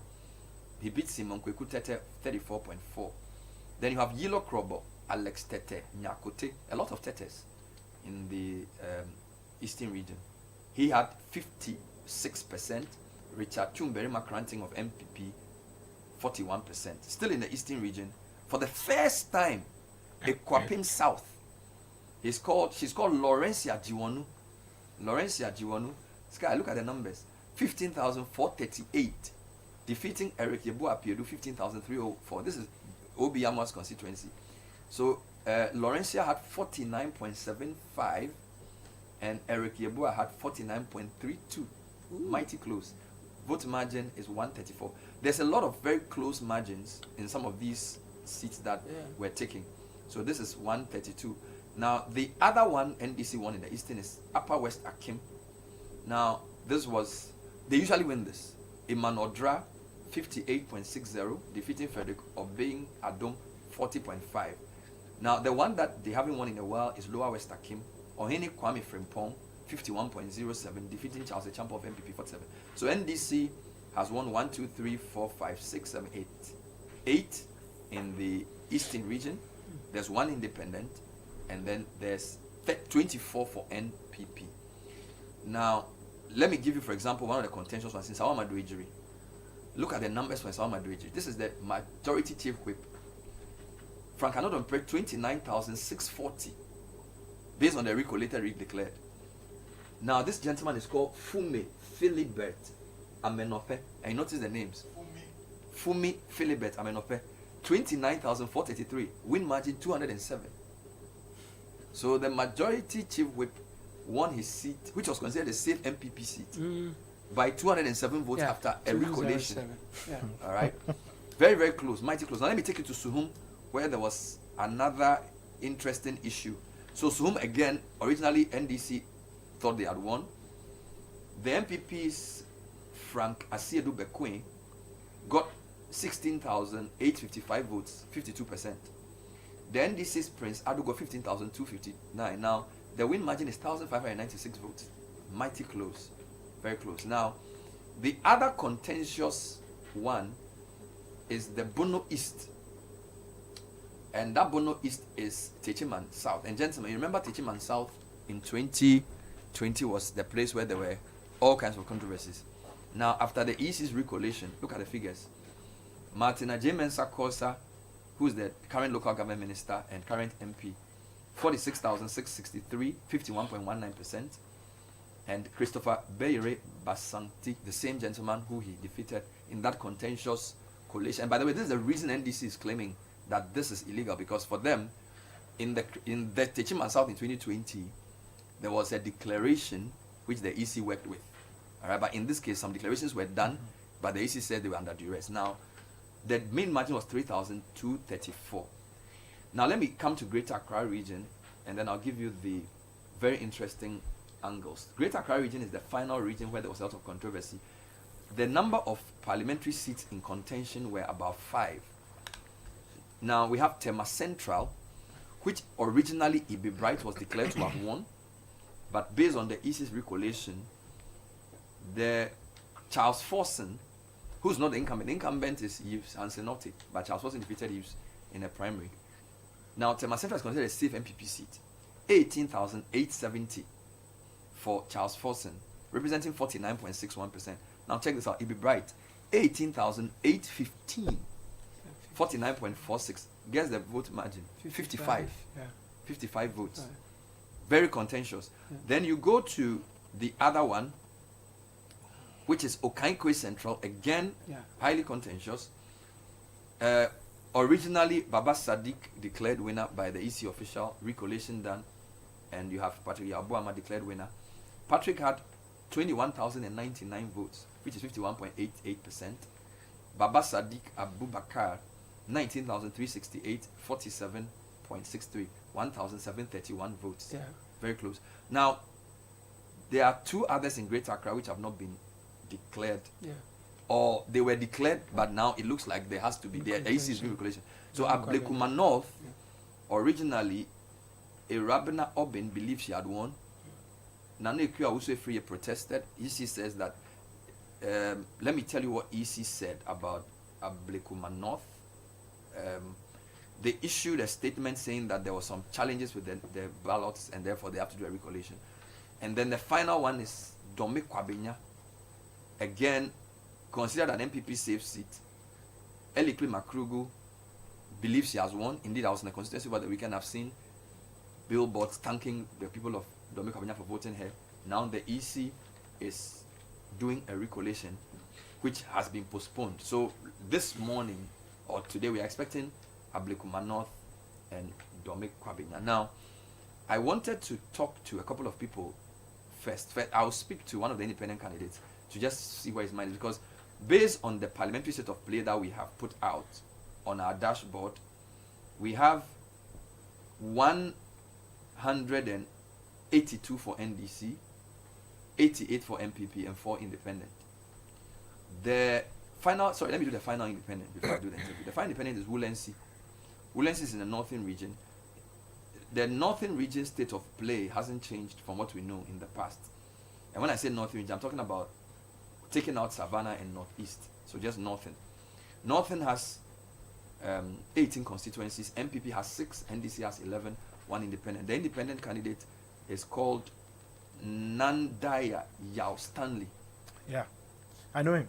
Oh, okay. Is he? What's his profession? Lawyer, politician? I think young, old.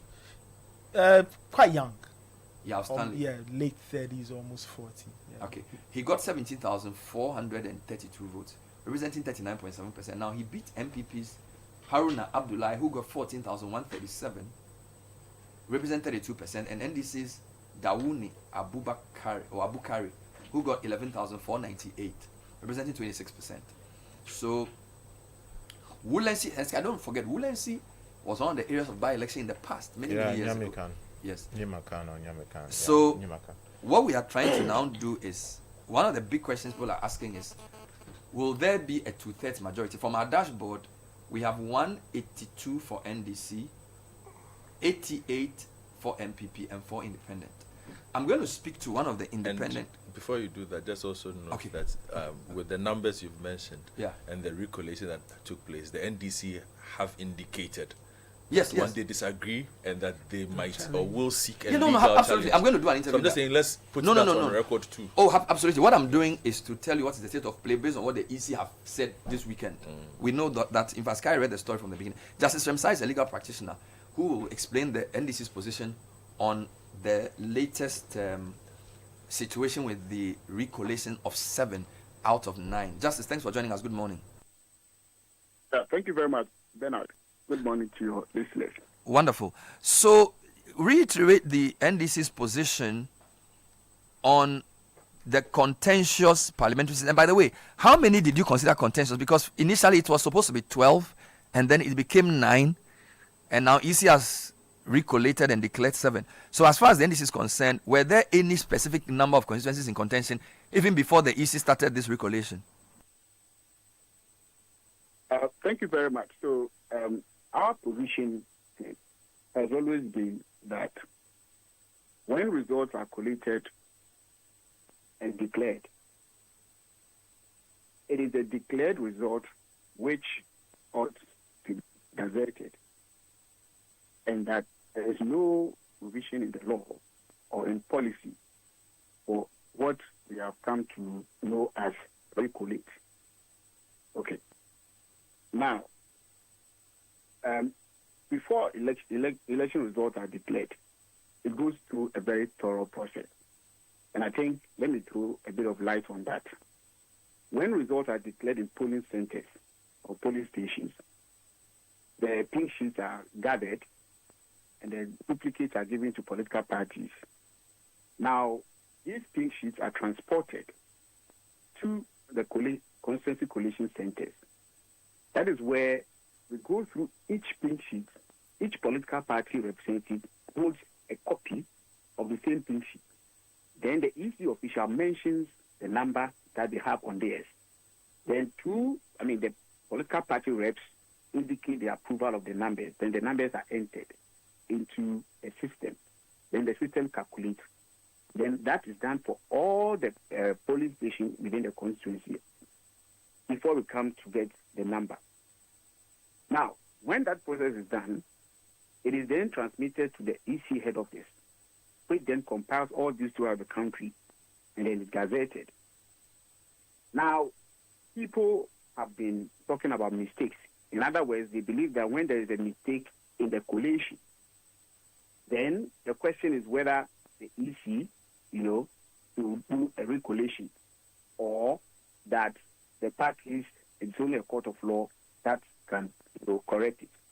Now, one nuance of the question is that there are situations where all the parties agree that there is an error in the collation.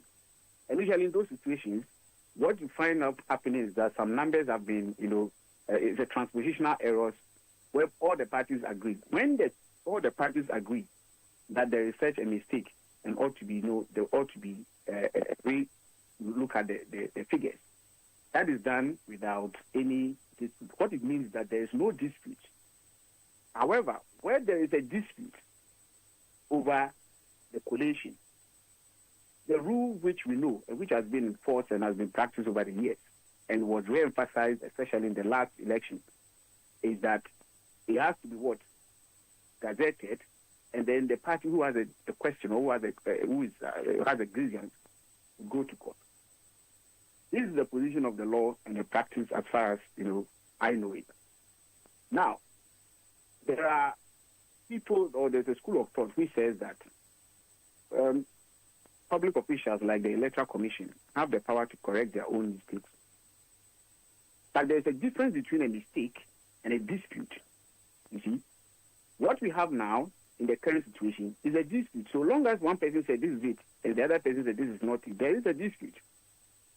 And then, secondly, when you allege on lawlessness, as the EC has alleged in all these situations, or illegalities, there is no proper avenue for resolving illegalities apart from the court. The parties may agree to submit their disputes with whoever, but when the dispute persists and the parties are not agreed on the forum, I think, as far as public law is concerned, the place of resolving this is the High Court. That is beside even the Constitution saying that if you want to challenge election results, you should go to the High Court. Generally, the High Court has supervisory jurisdiction over all these, whether judicial or administrative bodies throughout the country.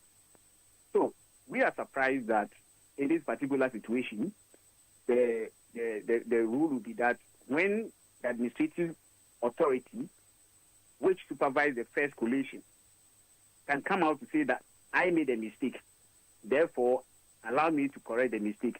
When there is clear dispute, so they decide to use a nomenclature which changes the dispute into a mistake. A mistake is something that you yourself have done, and you actually recognize that you have done this, and there's no dispute about it. But if I say what you have done is correct, and you say what I've done is wrong, or someone says that what you have done is lawful, and another person says this is not lawful, clearly that is a dispute. And I don't think that the law allows the EC to do what they did. So if I hear you correctly, you are saying that in the places where results were declared by EC officials, any form of redress has to be done after a legal suit and not by the EC itself. So whether it's Tema Central or Kankwe Central, where the EC official declared the NDC candidates to have won, they cannot say that the declaration was a mistake.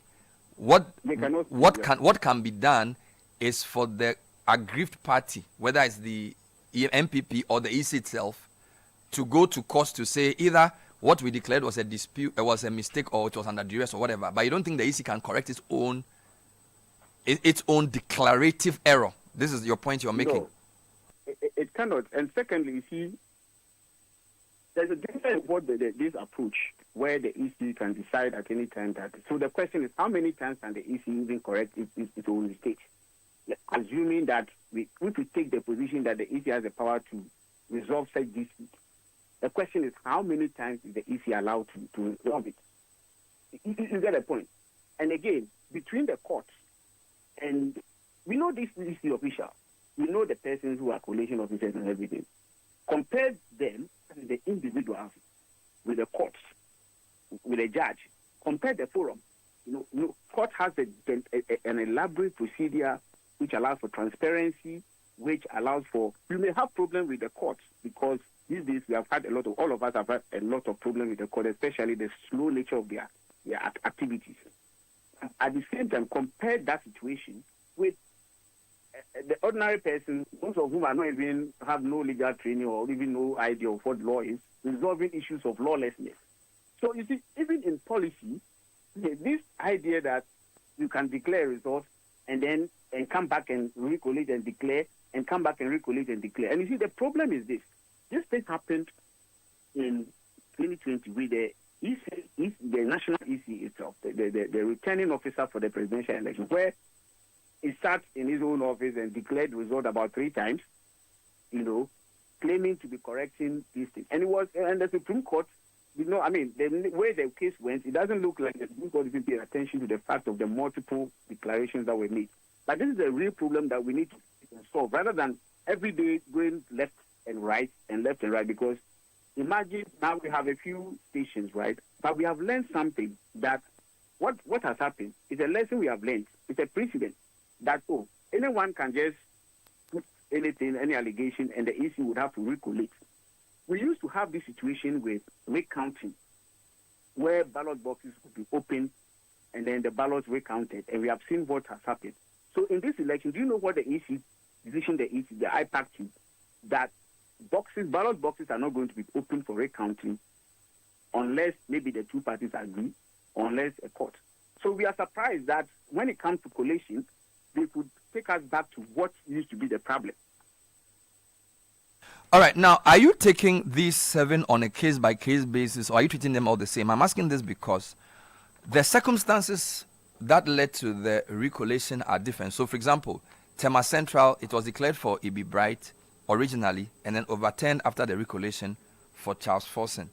Okaikwe Central declared for Baba Sadiq, after the recollation declared for Yabon. But when you take a place against Muhammadu Ejiri, there wasn't any original declaration because of the confusion that ensued. So Muhammadu Ejiri, the first declaration which was done was the one that, as far as I know, gave Frank Anodompre the victory, which was quite narrow.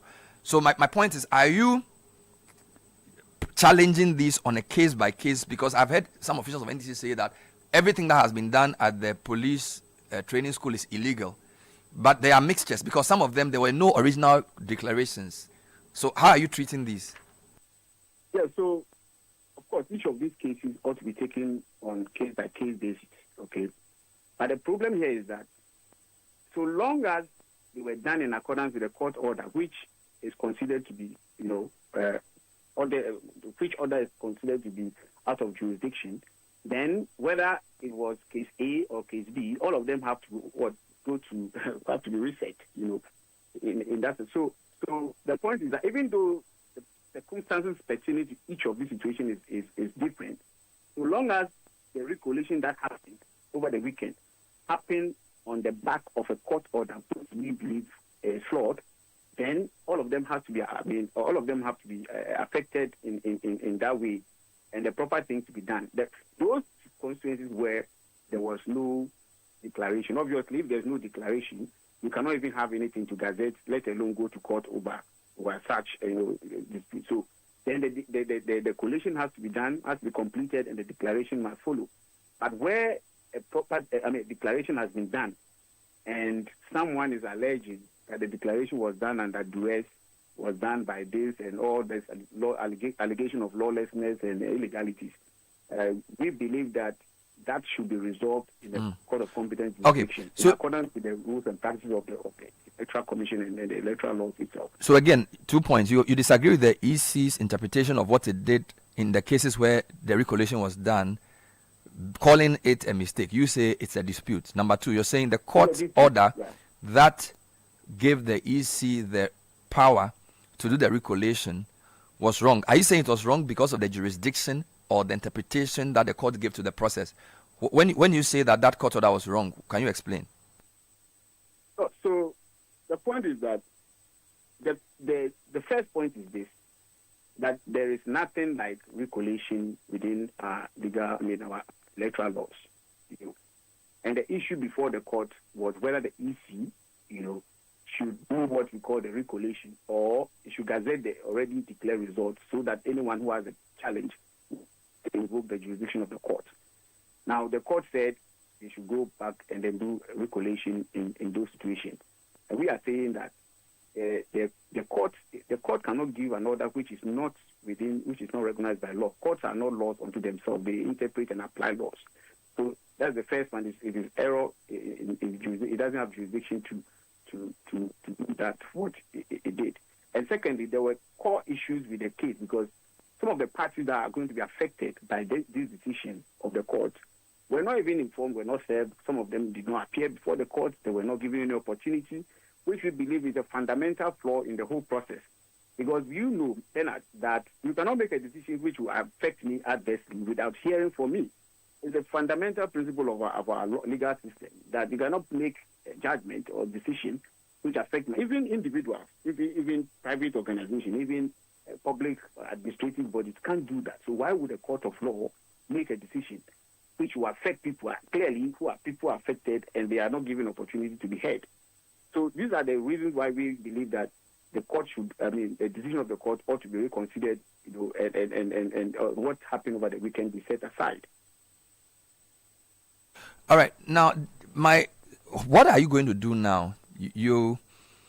Because my understanding is that the EC is the body that writes to Parliament to inform that institution based on what they call a writ of elections of the people who have won the election. So, precisely. And then once they do that, any challenge that you can do, you need a certain 21-day window to do it. This is my understanding.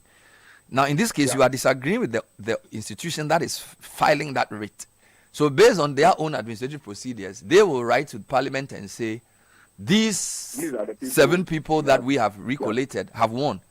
So, from a legal side, what are the NDC's options? What are you going to do? So, the EC is going to write to the Parliament or in respect of these 7 seats. But it's not writing as original colleague. It's going to write and say that based on a court order. So the EC's letter or writ of election in respect of these 7 is coming not on the back of original electoral processes. It is coming on the back of a court order. What we are saying is that when that court order is removed, nothing can stand, including the 7 seats, and we go back to what status quo ante. So while the EC has the power to write the Parliament in respect of all the seats, in these 7 cases, it was coming on the back of a court order. So those ones could be reversed if indeed the courts find out that the High Court order was invalid. Then the 7 would be removed because you can't put something on nothing and expect it to stand as. So are you in court challenging the declaration of the 7 recollated, or you're waiting for the EC to send the writ and then you go to court? As you are aware, there's already a case, a judicial review in the Supreme Court, supervisory jurisdiction of the Supreme Court on this matter. So that is what we are looking at. If that is granted in our favor, then obviously, like I said, then the 7 will stand on nothing. So I'm looking at scenarios. So if the Supreme Court interprets in your favor, all the 7 that were recollated or declared for EC, because in Salmedreji it doesn't include a recollation, will then revert to, is it to an original recounting, or is it that the original declaration by the EC in those cases stand? What is the outcome? Yes. I want to know the meaning of the outcome that favors you before I speak to the MPP on this. Yes, so then the original position, which is that those declarations that were made in favor of NDC or whoever, it doesn't have to be NDC or MPP, those first declarations would stand. In that case, then those people would go and then be the one to be sworn in. And I see a very interesting situation coming up in this, in the sense that if the decision goes in favor of the NDC and we go back and those who were declared first are sworn in, then we now have a genuine, because when the Supreme Court makes that decision, what it's going to do is that it's going to make consequential orders that since what you have done is wrong, then the status quo ante will be. And that consequential order, I believe, should include an order to say that the original people who were declared, should be allowed to be sworn in. And then you can now have a genuine electoral dispute in accordance with the electoral rules, which you have to file within 21 days after the court's decision. That is what I see to be happening. On the other hand, if the decision does not go in favor of the NDC and the EC's position and the recollation is upheld, then we can say that we now have a genuine, electoral dispute. Then those MPs who believe that the election, there's a dispute, but I mean, those All right. MPs from All right. Let me speak to Atachian to understand the position of the MPP on this, because I think they are the ones who sought for judicial review of the original declarations by the EC necessitating the recollation, if I understand it. So, Honorable Atachian is MP for Ebuakwa South. He will not be in the 9th Parliament, but he remains a lawyer. Thanks for joining us. Good morning, sir. Good morning. Wonderful. My understanding is that the MPP lawyers went to court seeking judicial review of some declared constituencies. Now we know them as the 9, which led to the recollation exercise we're seeing. Why did the MPP choose the option of a judicial review and not an election petition, which is what we know usually people come under when it comes to electoral disputes? Yes, the judicial review is to check administration infractions. So when you are a body recognized under the law and it is found that, there are some administrative infractions you've committed, which is unreasonable, arbitrary, or capricious, then you can pray in a judicial review, and then the court will look at it. So what is it that they are attempting to do? The unusual scenario in which even election results could be obtained under duress, where there is even video evidence of people compelling returning officers, to declare for some individual when even the entire results have not been collated. So you could see a clear case of arbitrariness and unreasonableness in whatever it is that was done. And the whole point of the matter is that those who want to fight corruption, can they be the beneficiaries of a corrupt election? Let's look at it from that perspective as well, because it is the case, and the EC accepts it as a fact that the results were not right in terms of how they were collected. So this is where they've gone with the matter. And I'm very much surprised that anybody wants to say that the EC hasn't gotten it right to recollect results. Even if there is a clear-cut case of duress or unreasonableness or even sheer violence, with the police being impotent in arresting the violence and gangsterism. In this chaotic situation, some people believe they should be beneficiaries of parliamentary seats. It's an absurdity that judicial review will address. Now, the people who benefited from the original declaration denied the claim of duress. So some will say in such a circumstance, this is a dispute on the facts, or there's contested evidence, and therefore, in contested matters, the law does not admit to judicial review remedies, but that there must be a more substantive case. I'm told that judicial review matters, and indeed, people like Kwame Akuffo-Addo about this, judicial review remedies are only admitted in jurisdictional matters where evidence will be led in a collateral fact. What are your comments on that? The party cannot become the court. You see, the one who wants to be the beneficiary of the fraudulent election is not the court. If you believe that the referee is irrational or unreasonable or capricious, it is the referee's outcome that will be the subject matter of judicial review. It's not the pleasure of the one who wants to be the beneficiary of the capricious behavior or unreasonable outcome of a matter. And that is what the law is. But the point of the matter is that, you see, we shouldn't reduce the EC to somebody's conveyor belt. If the EC should see, the referee should see that, in trying to put together the results of a certain constituency, there have been arbitrariness and the outcome is wrong. Are you saying that the EC has no right to correct those things before the one who will be gazetted, and then, as Riley said, to be ferried to Parliament to be recognized as the one who's been elected for the constituency. That because of somebody's, posture of violence, the EC should equally be impotent as the police. We could see sometimes were impotent in supervising the gangsterism. It's crazy. All these matters are in the realm of, I've said it, they call the Wednesday principle. This is what for any lawyer who of average intelligence to even go and read and see. So I don't understand why anybody believes that.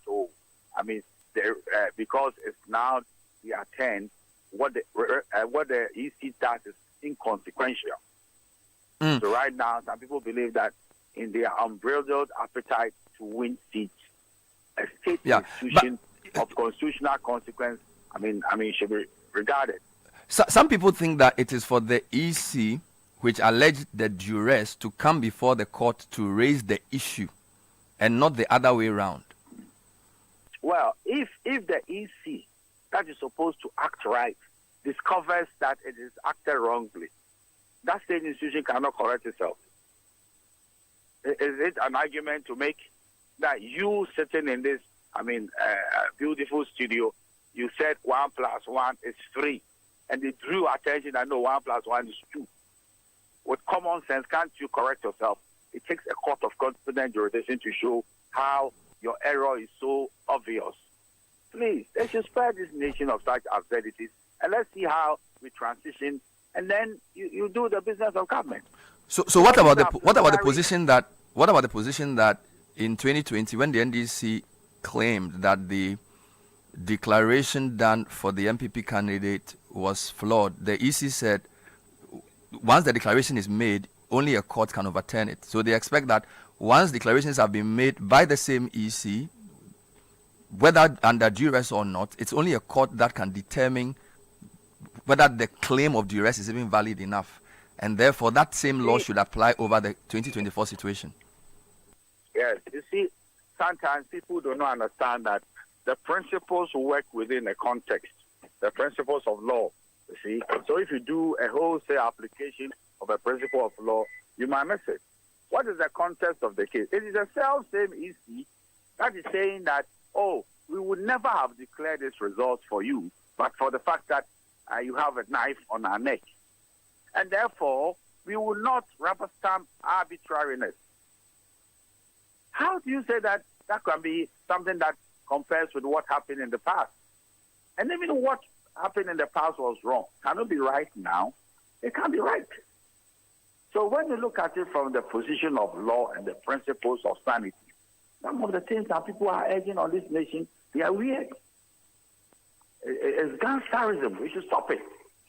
And if you believe that, you've won, but you've been cheated by DC after the recollation, you have the right to go to court and say that I won. I was shortchanged by the EC, and you go and prove it. It's now like work in progress. The EC says, I've not finished my job. I owe it to Ghanaians to act right and act judicially and not to act arbitrarily. If I have the common sense to correct it. Before anybody can say that, okay, if you want to go to court after the EC has corrected its errors, it's up to you. It's for you to do that. But to say that the EC cannot, correct its own errors, or to say that we have now found that the election coming from this constituency was an exercise in violence. And therefore, we will not rubber stamp this violence. We owe it to decency and the democratic ethos of this nation to correct these errors. And you are saying, no, you don't do it. You want to be a beneficiary of a fraud, of an election. That is pathetic. The nation doesn't need this kind of thing. So for you, the EC must finish the last two constituencies, which will be Dome Kwabinya and Ablekuma North, file the writ of election to the parliamentary clerk, and then whatever legal challenge should be triggered. Because the NDC is saying that they are seeking to sort of stop what they consider this illegal action of the EC on the basis of a flawed legal position. So I believe, according to Mr. Sremsai, if I'm mistaken, you correct me, they are in court for a declaration to be made that this this legal backing that was given the EC to do the recollation, they believe is wrong. So between now and January 7, there's another case even before the writ is filed. Has the MPP taken notice of that? And what is your view on that legal angle they've used? Well, essentially, nobody should, excuse me to say, checkmate a constitutional body in doing this work. If you believe that what they are doing is against the law, you can go to court. But the ECU complete its assignment, and the note of election, as you said, will be sent to Parliament, and the people will take their seats. And then the one who believes that is being given the shabby treatment will then have to go to court and for release. And that is how it is. You understand? Because it will be wrong in law for anybody who is a player in the game to say that the EC should not do its constitutional duties. It will be wrong in law. It's like now you believe that for my pleasure and on the basis of my whims and caprices, the EC should just rubber stamp how I feel about the election. My elections are not about feelings or gangsterism. The elections are about arithmetic. So if they said they declared you the winner on the basis of some collation, I mean the collation did not take into account some other polling stations. You know, you want an incomplete victory. All right. And then you are a beneficiary of fraud. All right. Let me find out from the NDC whether this challenge they've taken to the Supreme Court includes all the parties and what timelines they are working with, because we know the CJ has said that the courts will sit every day, including holidays, within this period. So Justice, so Mr. Atacha, don't go off. I just want to get some clarity from Mr. Sai here. So Justice, you've gone to the Supreme Court to seek a declaration that what? Just for us to get the clarity, Mr. Sai. Yeah, so Ben, before I speak to the question, you know, it's quite interesting to convert a dispute and simply say that it's 1 + 1 = 2, and we all know that 1 + 1 = 2. So if we have 1 and we all agree that this is 1, and we have another 1 and we all agree that this is 1, and we are adding and someone says it's 3, it makes sense. That is what we call a mistake. But when the EC itself is alleging fraud, it's alleging lawlessness, between an EC official and a court, common sense, who is more appropriate to resolve a dispute of an allegation involving fraud and involving what? Lawlessness. So this idea of reducing the dispute we have and calling it a mistake, and based on that concluding that it is rather common sense that when there is a legal dispute, that's what is duress, what is legality. I don't think you need to go to law school to understand that dispute will be resolved in court. And secondly, you see, it's all about policy. Let's agree. I mean, I don't have a problem if the policy is this or that. The main issue is that if you agree, if you are saying that the EC official can allege fraud against itself and resolve that fraudulent allegation against itself, how many times is it supposed to happen? It's all about policy. If Ghanaians decide today that they are given the power to resolve issues of allegation of fraud, allegation of duress, allegation of lawlessness to an EC official, fine. In any case, you see, there's one thing that we are missing in all this. The National Electoral Commissioner is not the returning officer for the constituency elections. Every constituency has its own returning officer. And if that returning officer completes its work, it is not for the National Electoral Commissioner to come and be alleging fraud or whatever against that official and assuming some power to make orders. You know, the EC official is also a public officer. The court, we are all public officers. We are all subject to the principles of law. So today, if my learned senior is happy that the second collation, because it goes in his favor or the favor of his political party, he would uphold it and say that it is fine, it is the best thing to do. If tomorrow, the same 7 constituencies, somebody alleges that there was a fraud or fraudulent activity, even in the recollation, would he be standing there and agreeing with the person that we call the same people against whom the fraud is being alleged to come and resolve the issue of fraud? And so how many times are we supposed to allege and recollect for the final, result to be sent to the. So this whole thing is just a design, as far as I'm concerned. It's a design to have a particular outcome. And the argument being made today about what that argument was made in 2020.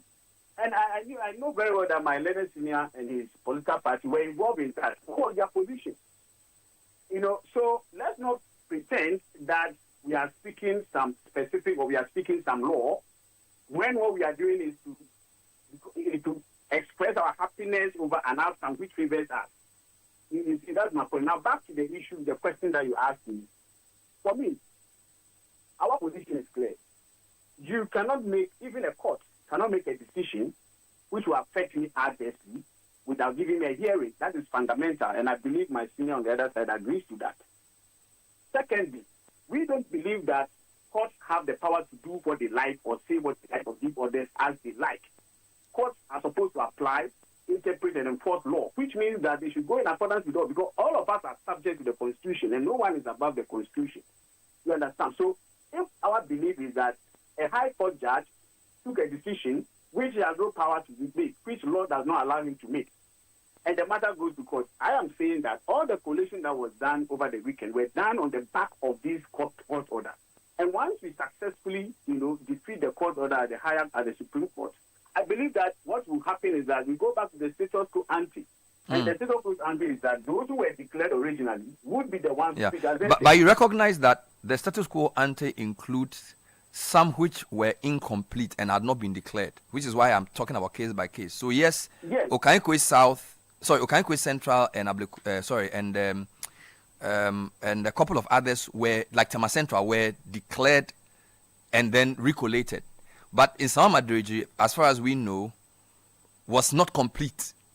So if the Supreme Court agrees with you and we revert to the status quo ante, it may not overturn in Sama Madrid because that had never been declared until they did the police training school collation, correct? Yeah, so Bernard, I think the matter is we are on the same page. We are on the same page. Those that were not complete, those that were not declared, they have to be declared, right?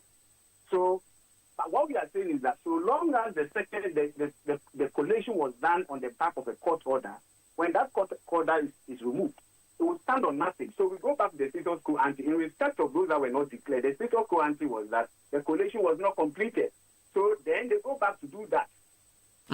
All right. So in this case, the MPP is a party, so they will also appear at the Supreme Court, I suppose. They should. Let me ask Mr. Atachian if they are being served or if they are in notice of this.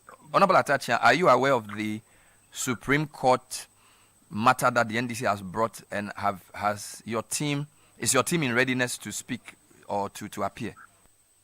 I'm very much unaware of the processes before the Supreme Court. Yes, and I didn't hear anything that my colleague Justice said because of the phone connection. I didn't hear what he said. Oh, well, he sort of disputes your point and basically explains why they have gone to the Supreme Court to declare the original court order that empowered the EC to do the recollation as null and void, basically reiterating the position I made. So that's what he said. Well, I think that is a decent thing to do. This nation should rid itself of gangsterism and violence. The civility of the system should be that when people are aggrieved, they shouldn't go and bring club and affair guys and be chasing people and go into places they shouldn't go, amassing to sort of stampede the process of EC or even hold police officers to ransom. This culture, we've signed on to the culture of democracy from 1992 to now, which is not being interrupted. I think I commend them for going to court rather than going to deploy forces of violence to even harass state institutions. The court will determine those matters. And we shouldn't, be here trying to say that we are the judges. We will state our cases, and when we state them, then the court will determine the matters. Wonderful. I thank you, gentlemen. Lawyer Atachian is MP for Ebuakwa South, and Justice Shemsai is one of the legal team members of the NDC. Time check is 9:13. So let me just wrap this up with a question to Sky. So now that both have agreed to go to court, so I suppose the EC, NDC, and MPP and the Supreme Court, CJ has told us that they will sit every day. So, which means that this will not take the regular length of cases. Do you understand what the Supreme Court is being asked to do? Okay, so the NDC is basically invoking the supervisory jurisdiction of the Supreme Court over, all other courts and authorities to actually defeat, hopefully, in their view, the decision of the High Court, which ordered the said collation or recollation, depending on where you sit. Yeah. Because what happened at the weekend was done on the basis of an order given by a High Court. Okay. Now, that order was secured on the back of an application for judicial review, as I understand it, made by the MPP side, saying that, look, there were certain things done, they feel aggrieved, and that the actions of the EC on this case did not conform with the law, and therefore the High Court should cure the mischief. Okay. The High Court, after listening to the application, of course, we were told that the other parties affected was this on notice or ex parte? I've not seen the real process, but the news report suggests that parties critical for the resolution of this particular matter were not in court. And of course, you heard Justice Shremsai also articulate that point. But the fact of the matter is that the High Court decided that go back and recollate the results. On the basis of that, the recollation was done. Mind you, much earlier, the EC on its own had issued a statement and said that they had noticed that there were a number of things that happened which meant that the integrity of the elections in specific constituencies were at stake, and therefore they wanted to cure that. So they started with recollation at Tesano. The NDC side, as we understand it, went to court filing an injunction application, hoping to stall the process that was going on. We're told that something like that was brought to the attention of the EC officers because the processes were served on them, and then they discontinued the exercise, if you follow the news. Then the MPP said, okay, well, we are going to the High Court to seek to vindicate our rights in this case. And then they invoked the authority of the High Court to deal with the matter, and the High Court gave them a ruling. Now, what the NDC is doing is within the remit of Article 132 of the Constitution, and it says the Supreme Court shall have supervisory jurisdiction over all courts and over any adjudicating authority, and may, in the exercise of that supervisory jurisdiction, issue orders and directions for the purpose of enforcing or securing the enforcement of its supervisory power. Now, what it means, as Justice Remsai stated, is that if, and I'm saying this if, without any prejudice to the outcome of the case before them, if the Supreme Court takes the view that what happened at the High Court was not proper, then what it means is that anything standing on it will collapse. But if the opposite view is taken, which is that what the High Court did is proper and properly founded, what it means is that then the recollation or the collation, as the case may have been, would then be upheld. You believe the Supreme Court to be minded about January 7 and the fact that ideally all these should be determined before January 7. But will they... I'm asking this for two reasons. In the past, we've had some matters determined after, it's like the Dome-level issue. But we also know that CJ is saying that they will sit every day. So based on all the things that we are saying, would it be, how do I put it?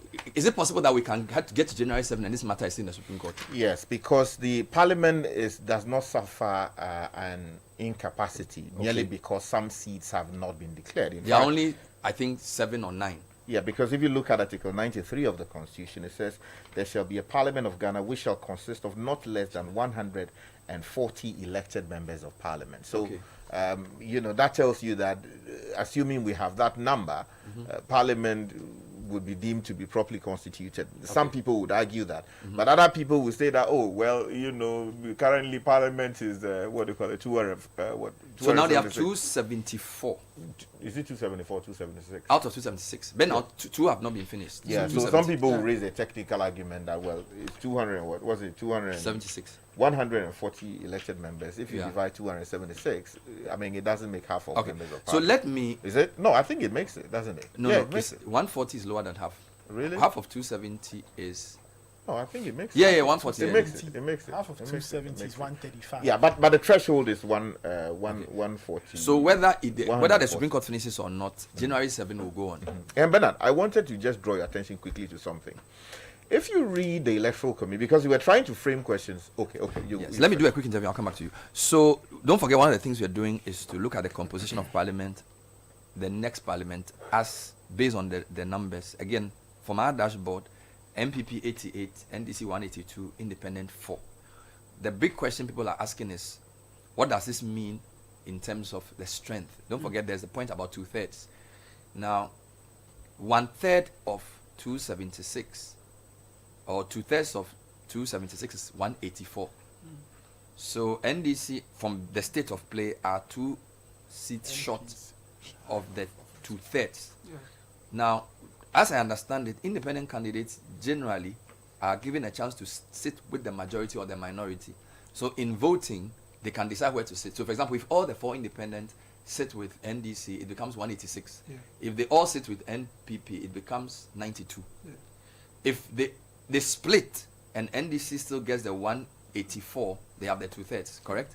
Yeah, 2/3 and 276 will be 184. Good. So what I'm going to just talk to some of the independent parliamentarians elect, just to see where their mind is. There are 4, as I mentioned: Afram Plains North, Woodlands C, Asante Akim North, and Gomoa Central.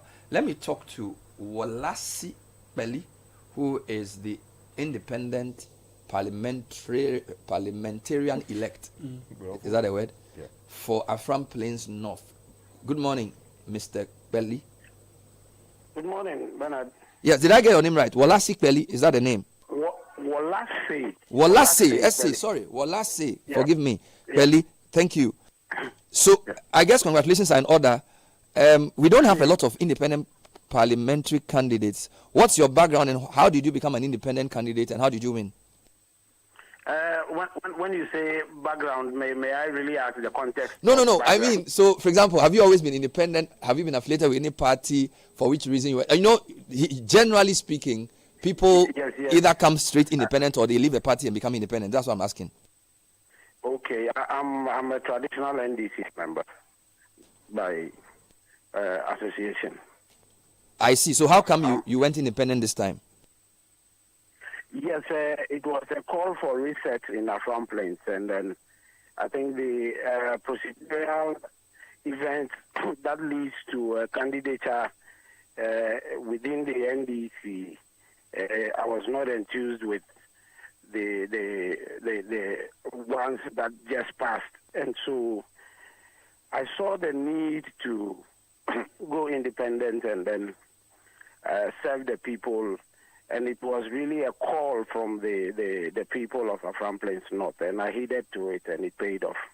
Oh, so for how long had you been in the NDC before this decision to go independent? Oh, I've been a member of NDC as soon as I attained 18 years. And I contested the primaries in 2016, in 2020, and the last one we didn't end well was in 2023. I see. So, does it mean that in this 9th Parliament, if by the grace of God you are sworn in on January 7 and you are presented the chance to sit on either side, you will choose the NDC side, or we have to wait? Bernard, I'm sure even NDC would not want me to answer this question at this moment, because there are a lot of things that go into this decision. There are consultations, there are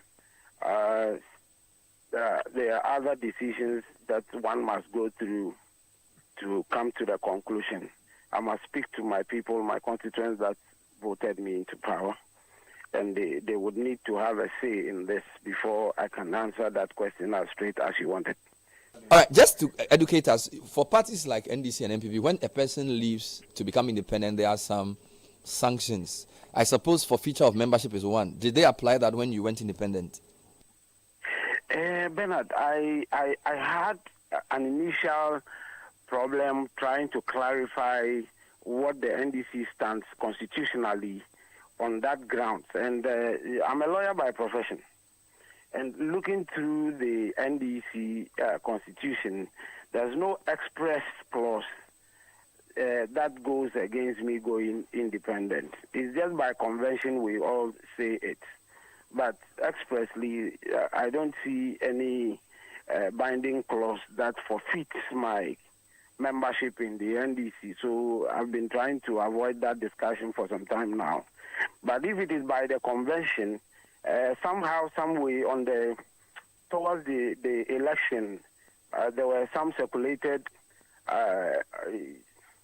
correspondence about my suspension pursuant to Article 48. I took a look at the Article 48, and it also stated some measures where the party feels that a member must be suspended for a while, and it gives a limit. And I think if anything to go by, that's Article 48. If we want to go by it, then I would say it is not applicable to me because it has expired 1 month after that correspondence was published, though I wasn't. By the way, by profession, what's your professional background? I'm a legal practitioner. Oh, okay. How many years at the bar? I've not been at the Ghana bar, but I've been with the East African Law Society since 2018, and I practice in Rwanda since then. Wow. Till date. So finally, how eagerly are you looking forward to the 9th Parliament, and what's your promise to your constituents and Ghanaians in respect of what you will do as an MP? My poster in Parliament as I'm going is all embedded in the patriotic song we sing, Arise Ghana Youth. And this is a song that challenges me to bring out or to unearth the talents Ghanaian youth have. And for that matter, I'm talking about Afram Plains North. I think if I go back a bit, I tell my people that we have to be self-reliant, and that will be the key in developing Afram Plains North whilst we chase the central government's role in developing Afram Plains. And I think that has sunk well with the youth, and then that is a direction we are going to go. And whilst we do that, it will give me the room now to sit well within Parliament and argue and make suggestions and formulate policies that will help the growth of Afram Plains. And we are optimistic it's going to be in the right direction to help Afram Plains, and for that matter, Ghana. So, by the way, you are saying Arise Ghana Youth. Are you youth? These days we are not sure. I'm youth. Are you in the youth? I'm youth. Are you below? I'm not past 45, so. Oh, so you are below 45. So you are still youth. I am within 45 now. Okay. The Ghana definition can be fluid. In Ghana, if you are even 50, you are I see. So you are definitely you are below 45 or 45. No, I'm 45. You are 45. Congratulations. So this will be interesting times. We'll be standing by to see what you decide when they go to Parliament on the 7th. Good luck. Good luck, Bernard. Thank you. Thank you. Wallace. Sky, what's the difference between Wallace and Wallace? Wallace. The maker has heard. Yeah, so it depends on where in the Volta region you're coming from. Is it? Is it the same name? What does Wallace mean? Wallace, like mousy. Like, he has heard. They heard my Wallace, prayer or whatever. So he says he was NDC since 18, and because of some issue, he went independent. It sounds like he is still NDC at heart, even though he's independent. Yeah, but I would understand why he's hesitant to declare as to why where exactly. Legally, there will be issues, right? No, I mean, you can declare before you are sworn into office, but I think that maybe for his own purpose, maybe he needs certain things thrown at him. Okay. You know, from government. So, because by the way, you can't just put your number. Explain this to me. If you have only 2 parties in Parliament, how does the speakership work versus if you have 2 and independent? So the rule is that the first and second deputy speaker position should not go to the same political party. Now, political party is interpreted to mean it will include independent candidates or independent MPs elect. Which is why Isiama got exactly. So when MPP won in 2020, the speakership was won by Babin. Yes. The first deputy went to Osewu, who's MPP, yes. and they did a different party. So they could have chosen NDC, but they decided to give it to Isiama, who is independent. Exactly. Now, in this case, that the NDC is won, if they want to prevent, so they could either have an NDC speaker elected, and MPP will choose the first deputy if they want so, and then they can make the second under NDC, or they could make one NDC and independent, and it will still fit.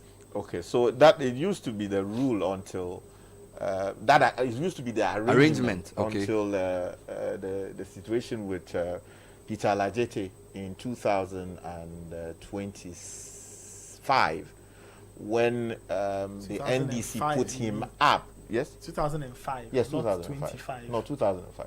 Yes, 2005. So as of that time, there was a dispute between John Kufuor, who was president, and then chairman of the man who wanted to continue as Speaker, Peter Alajete. Okay. Then the MPP side chose to put up Bejina Sechi Hughes, who became the Speaker. Okay. And then the NDC felt that, look, they were not being fair to Peter Alajete. So Bagbin raised him as a candidate from their side. Okay. The MPP got angry and said that because you did that, and because you lost the vote, we would deny you the second deputy speaker position. Which was the what they used to do by. So then Jerasa would have been the. Yes, Jerasa would have become the second deputy speaker. And if the NDC had held a side of the. Okay. So when they changed that, they gave it to who? They gave it to Wasime Uble and Malik Al Hassan Yakubu of Yendi. So they brought Bejina as the speaker. Yeah. Malik MPP was first deputy, and Freddie Blay being CPP. Yes. Was made the second deputy. Exactly. So for the first time, NDC had no representative. So that thing has changed. Yeah. So after that, who became speaker? They had Ajaho. Yeah, no. It was the respected retired jurist, Bamford Ado. And in that parliament, who was the first deputy? Dua Jaho. And second deputy? Became and then, what do you call it? Jogate. No, not Jogate. The one from the central region. Yes. The one yes. Former deputy AG. A lawyer, a deputy attorney general. What's his name? Later became, what's his name? Oh, Lord, we forget his name. But you know I know we are talking about. So NDC had 2 deputies. Yeah. Because of that punishment for 2008. Yes. 2004. So, yes, it was 2005 because the election was in 2004. Yeah.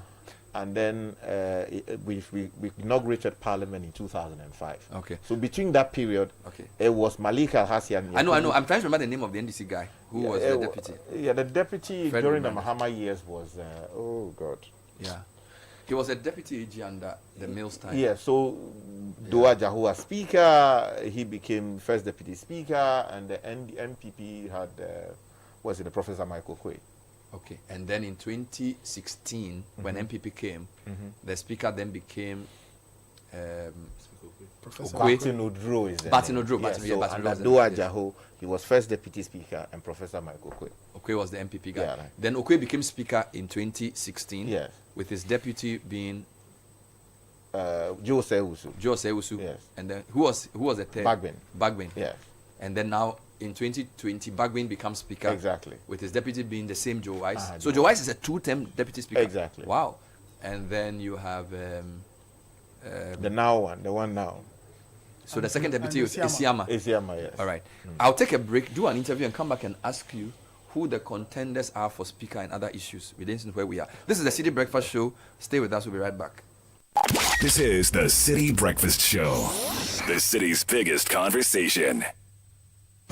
This Christmas, let the road you travel lead you to a place where comfort meets magic. Welcome to Peduasi Valley Resort, where the ultimate Christmas experience awaits. Indulge in a relaxing massage at our luxurious lavender spa, or revitalize yourself with a refreshing workout at our fitness center. We promise the most rejuvenating Christmas ever. Savor Sumpter's continental and local breakfast options to begin your day right. Our lunch and dinner buffet with the live band music offer the finest Christmas delicacies to make your festive season unforgettable. Don't miss our special Super Soul night and DJ night with friends. Ready for some adventure? Explore our zoo and playground where fun knows no bounds. When it's time to wind down, take advantage of our special room packages available exclusively this festive season. For reservations, call 0540-125-555 or 0540-125-554. Peduasi Valley Resort. Live life.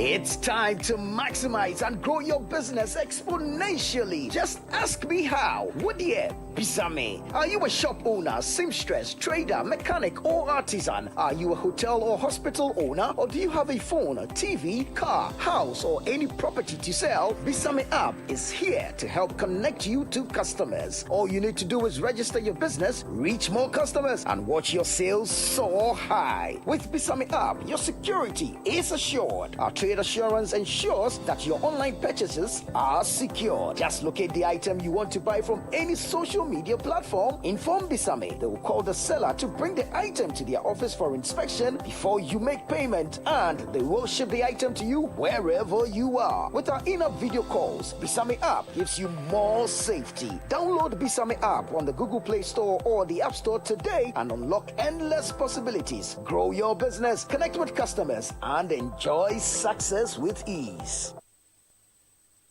It's the most wonderful time of the year, and this Christmas, Volta Serene Hotel invites you to an unforgettable celebration. Arrive to the refreshing taste of coconut and dance the night away with our DJ on Christmas Eve. On Christmas Day, enjoy tasty grills, exciting games, and our famous all-white party with Kwanpa Live Band. Adventure awaits with a tour to Mount Jemmy on 26th, followed by an all-you-can-eat local buffet and a cooking competition on 27th. Don't miss out on aerobics, hiking, and a fun-filled pool party on 28th. And on New Year's Eve, get ready for a breathtaking fireworks show and start 2025 with a bang, dancing to the Kwanpa Live Band. Packages are as follows. Individuals, 3,000 Ghana cedis for 2 nights and 3,750 Ghana cedis for 3 nights. Couples, 4,300 Ghana cedis for 2 nights and 5,400 Ghana cedis for 3 nights. Families, 6,850 Ghana cedis for 2 nights and 9,000 Ghana cedis for 3 nights. Call or WhatsApp 0541 539 867 to book now. Volta Serene Hotel, your perfect Christmas getaway.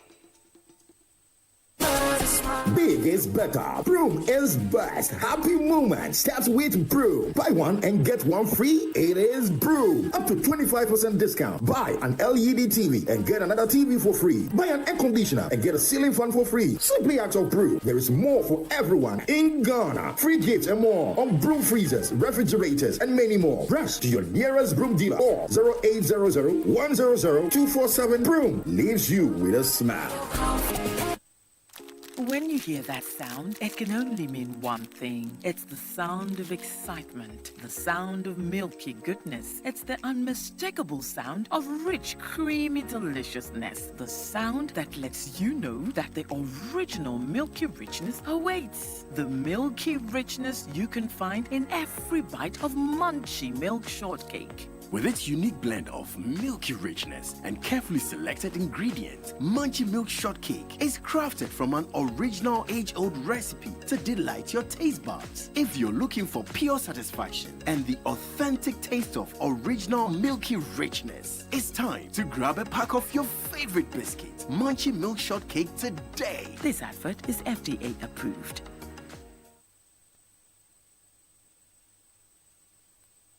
Are you ready for the biggest Chop Bar conference yet?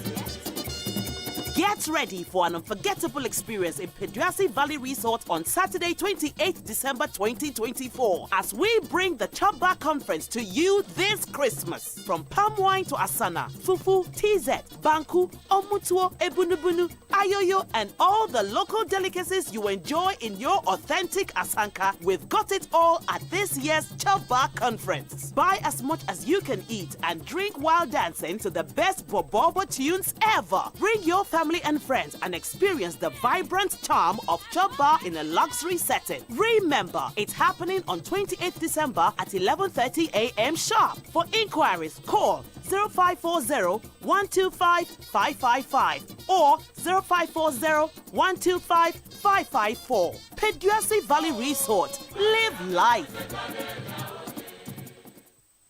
Ghana Ghana Post. Ghana Post. The most affordable delivery option for food and merchandise from Ghana to everywhere in the world. Connect with us today and see for yourself. Ghana Post. Smart, secure deliveries.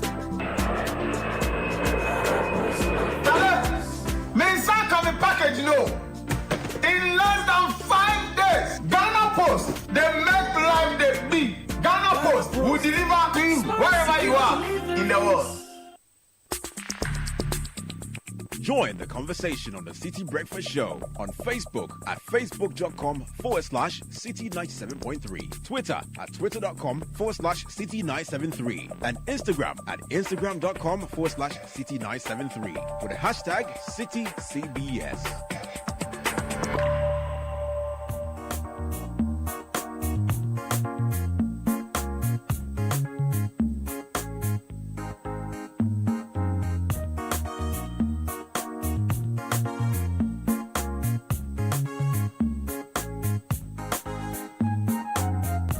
So it's 39 after 9. Sitting in to welcome Professor Fred Mabagolori, President of Academic Citi University College. Prof, it's always a pleasure to have you and have a chat with you. How are you doing? Not too bad. How's the year been for Academic Citi? It's been an amazing year for us.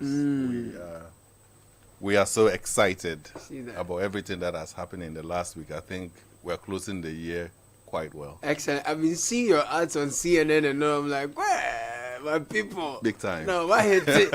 I'm picking. We have arrived. I see that. And on top of that, too, the president has granted you, presidential charter. Yes. And you've done this under 7 years of your existence. Exactly. Tell me about this story. How's the journey? How's it been? Oh, boy. It's been an amazing journey, picking Academic Citi up from a construction site to, to where it is today as a university of choice. I think in the last 7 years, we've been playing in the minor league. So with charter, I think we've transitioned into the big leagues. Now you're doing Premier League. Yes, Premier League. That's what we're quite excited about. The focus has always been to build a quality institution of excellence from day one. I come from the part of the world where outcomes matter, where results matter, that beyond the bickering, you have to produce results. And it's the same attitude that we all brought to Academic Citi to make sure that from day one, we are living the full spirit of the regulatory framework and to achieve charter in a very timely fashion. And I see that anytime I come to your campus, you're not just, educating people to reproduce what they are taught in class. You have a massive warehouse, or is it a workshop? How do you call labs. it? And the students are innovating, they are putting out, solutions and all of that. Exactly. How different is the Academic Citi offering from its competition? Yeah, so I'm an engineer by training. I came from industry. Right. As I indicated earlier, in industry, you have to produce results. And so if we are training the next generation to be able to play in this field, you have to make sure that they are properly tooled. Right. So that's the whole essence of the Academic Citi experience, to ensure that the kids come to it with an entrepreneurial mindset, and also the can-do spirit. There's one thing to tell the Anansi story, and there's another thing to actually climb that tree with Anansi. And that is kind of what we've tried to do. We preach and walk what we say, and to make sure that the kids can actually go out there and be productive. Now you have a charter. Yes. What are we to expect from you? What does it mean for you? Oh, boy. I still pinch myself every morning. I think charter grants us the autonomy, to basically do the programs that we want. We no longer have to do programs that our affiliates are doing. Okay. And so if you look at where our trajectory has been recently, we are focused on AI, we are focused on robotics, and we are focused on biomedical. And the beauty of what we are trying to do there is the interfaces to these are quite important. So you will also see towards the end that we have a master's program in cybersecurity and data science. Wow, you and do. it's to take advantage of this interconnectivity between these emerging fields. So if you look at AI, robotics, and biomedical, you are generating a lot of data, and you need to make sense out of that data. So naturally, we want to do a program in data science. Okay. And to secure the integrity of that data you have to do cybersecurity. Wow. So it is all Interconnected. connected. Yes. I see. Let me dwell a bit on the programs you offer on your campus. Yes. Tell me more for those who are thinking of options and all. What does Academic City offer? So we have a portfolio of engineering programs, Right. a really strong engineering program on robotics, biomedical, industrial and systems, mechanical, electrical, industrial and systems. We have a business school where entrepreneurship is key to what we do. We offer finance and banking, accounting, HR, and entrepreneurship as a full major. Then we have School of Informatics and Computational Sciences, where our AI program resides, and we also offer a computer science and IT degrees. We also have a School of Communication Arts, where we offer mass comm and journalism and advertising and PR.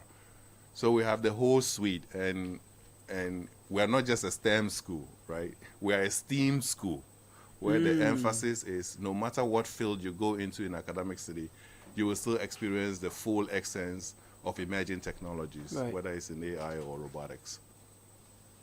Prof, you have said that our educational system has produced employees for 60, 70 years, and that it's time to start producing employers. I've been following you. Give me your assessment of our current state of the education system we have now. What you consider the pressing challenges that we need to address? I think, as I mentioned, we need to bring a certain level of intentionality to how we educate, So if you take psychology, for instance, and sociology, I get asked by parents all the time, do you think these are areas that our kids should go to?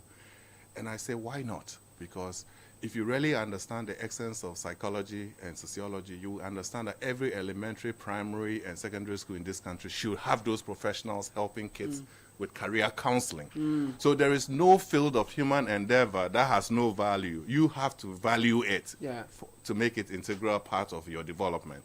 So, look, I think the Ghanaian educational system is strong. Obviously, if you travel around the world, you find Ghanaians from all walks of life who, in one way or the other, have experienced what we all experienced. I just think what we need to do different is this mindset from producing graduates every year to go looking for jobs. And just flip it and say, can we train the kids? Can we tool them sufficiently so that they can actually go out there and start creating jobs? Because there's really no age to create jobs, whether it's problem solving, whether it's critical thinking, we throw all these buzzwords there. What we need is an outcome-based educational system, where the kids are confident, they have a can-do spirit, and I was talking about my students that went to work for Fortress. I was going to ask you, I've seen you following up on some of your students who are out there in the world. Tell me about some of them. How are they doing? I mean, they are doing amazing stuff. I had a 20-year-old young man recently got hired by Apple in the UK as a management trainee. Wow. And he was the only one from the whole continent of Africa. Let me emphasize that, the whole continent of Africa. So I not only just feel proud as the president of Academic City, but also as somebody that I have mentored, And when I was 20, I was a sixth former at St. Augustine's College. So and here's a 20-year-old mentee who has been employed by Apple. Must be a good feeling. Yes. So, also we have some students that went to work or still work with the Fortress. Fortress is an upstream consulting firm for oil and gas. And they hired one, came for the second, came for the third. They have 3 robotics engineers now from Academic City. They also have 3 interns as well. And so they are seeing the essence of the products that we put out in the marketplace, and that makes me really proud. There is a certain sense of hunger you experience when you meet Academic City students. I mean, recently they invited me to speak to their media. There was a media class. They wanted some conversation on digital media, and they are always on my heels asking when next you are coming. I'm like, guys, slow down, calm down for Take me. it easy. But your guys are really, really poised, and they are hungry for change. That's right. What are you putting in their bones on that campus, man? I think it's the can-do spirit. We have faculty that have real-life industry experience, and we have students that find a very conducive academic environment to engage with faculty, to engage with colleagues. And I never stopped telling them, I went to an undergraduate school in the cornfields of Ohio that you'll probably not find it on any ratings. But then I went to MIT after that. Right. And so great things start small. Right. And it's just a matter of taking full advantage where you find yourself at any given time. And to also support our students, we have all these MOUs. We have an MOU with Northern Kentucky University. We are going to do a STEM MBA. Okay. And I emphasize STEM MBA because we need MBA graduates that can actually make use of data, use data to make decisions. Right. We have an MOU with Worcester Polytechnic Institute, Virginia Tech, Millersville University. Right. So, like-minded institutions that are at the forefront of technology and that are creating graduates that are employable as well as entrepreneurial. Prof, you've mentioned that you've launched your MSc programs in cybersecurity, data science, and analytics, and all of that. So I need you to tell us whether admissions are open, where we can find you. Is there a portal for admission? Is there a number we should call? For those who are convinced, we want to, in fact, I'm sure everyone is convinced to put their children in Academic City. How should we find you? Where are you? You'll find Academic City online at www.acity, that's acity.edu.gh, or you can call us on 055 101 4444. Again, 055 101 4444. So www.act, city with a y.edu.gh, and 0551 014444. And this is at Hatchet. So this is a conversation with Academic City on Citi 97.3. It's always been a beautiful relationship we have, Prof. Thank you always for passing through. I appreciate you. Thank you. What do you have to tell us finally before you go? There's a new government coming, What should we look forward to? And your Minister of Education is here. No, I'm kidding. No, I like that. It's not a bad idea at all. Prof, always good to have you. Always good to talk to you. Right, so that was Professor Fred Magbagolori, President of Academic City University College. We just heard our Education Minister is here. We'll see about that. We'll take a very quick break. When we're back, there's more. Oh, before we go for that break, let me tell you about solar. If you're looking for options to electricity, you want a more reliable power supply, please consider Deep Solar Ghana. With 58,000 Ghana cedis, you're good. Call them now, 059-549-4113, 059-549-4113. Empower your home with Deep Solar Ghana, where energy independence begins. And big is better. You know that Broom is best. Happy moments start with Broom. Your best season with Broom is here again. Buy one, get one free, plus up to 25% discount only on Broom appliances. So if you buy a Broom LED TV, you get another TV for free. Broom LED TV, and you take home a free microwave oven. Broom air conditioner, and you get a free ceiling fan. Freezer, you take home a free blender. There is more for everyone, everywhere, and anywhere in Ghana from Broom. So rush to your nearest Broom dealer or reseller in your city, town, or community now. Just ask for Broom and your gift. Call toll free 0800 100 247. Broom leaves you with a smile. We'll take a very quick break. When we're back, there is more. This is the Citi Breakfast Show, the city's biggest conversation. Big is better. Broom is best. Happy moment starts with Broom. Buy one and get one free. It is Broom. Up to 25% discount. Buy an LED TV and get another TV for free. Buy an air conditioner and get a ceiling fan for free. Simply ask of Broom. There is more for everyone in Ghana. Free gifts and more on Broom freezers, refrigerators, and many more. Rush to your nearest Broom dealer or 0800 100 247. Broom leaves you with a smile. Are you ready for the biggest Chop Bar conference yet? Get ready for an unforgettable experience in Peduasi Valley Resort on Saturday, 28th December 2024, as we bring the Chop Bar Conference to you this Christmas. From palm wine to asana, fufu, TZ, banku, omutuo, ebunubunu, ayoyo, and all the local delicacies you enjoy in your authentic Asanka. We've got it all at this year's Chop Bar Conference. Buy as much as you can eat and drink while dancing to the best Bobobo tunes ever. Bring your family and friends and experience the vibrant charm of Chop Bar in a luxury setting. Remember, it's happening on 28th December at 11:30 a.m. sharp. For inquiries, call 0540-125-555 or 0540-125-554. Peduasi Valley Resort. Live life.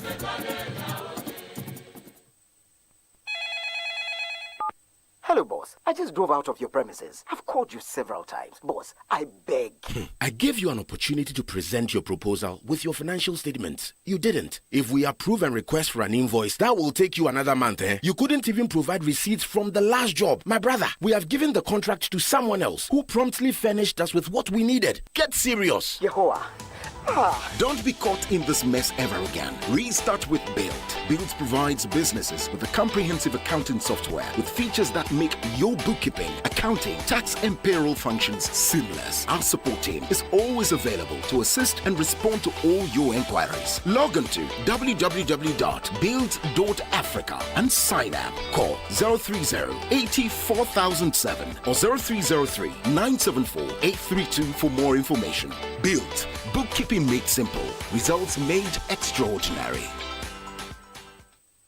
When you hear that sound, it can only mean one thing. It's the sound of excitement, the sound of milky goodness. It's the unmistakable sound of rich, creamy deliciousness. The sound that lets you know that the original milky richness awaits. The milky richness you can find in every bite of Munchie Milk Shortcake. With its unique blend of milky richness and carefully selected ingredients, Munchie Milk Shortcake is crafted from an original age-old recipe to delight your taste buds. If you're looking for pure satisfaction and the authentic taste of original milky richness, it's time to grab a pack of your favorite biscuit, Munchie Milk Shortcake, today. This advert is FDA approved.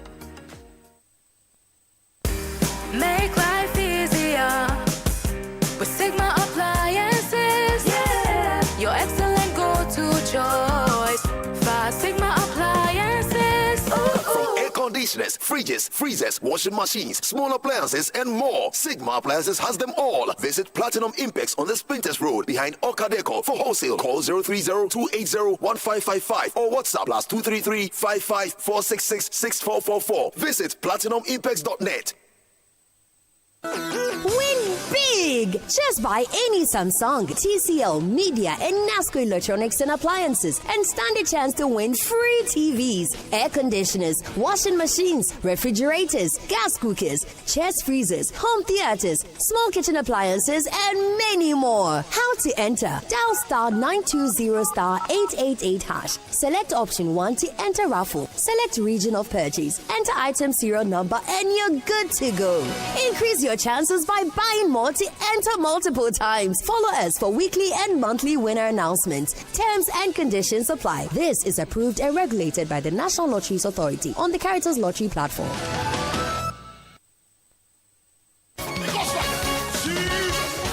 It's the most joyful celebration of the year.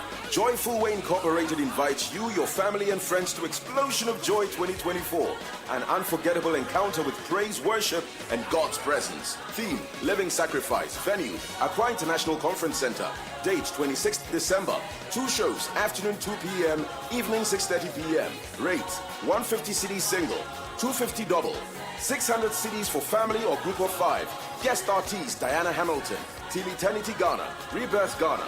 Main sponsors: IT Consortium and Stanbic Bank Ghana. Supporting sponsors: EcoBank Ghana, Tide Company Limited, Enterprise Live, and His Majesty Phones. Media partners: Citi FM and Channel 1 TV. Tickets powered by Digi Store. Grab your tickets now and let's make a joyful noise together. Explosion of Joy 2024. Live in sacrifice. See you there.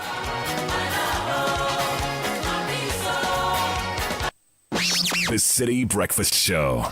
Rise above the noise.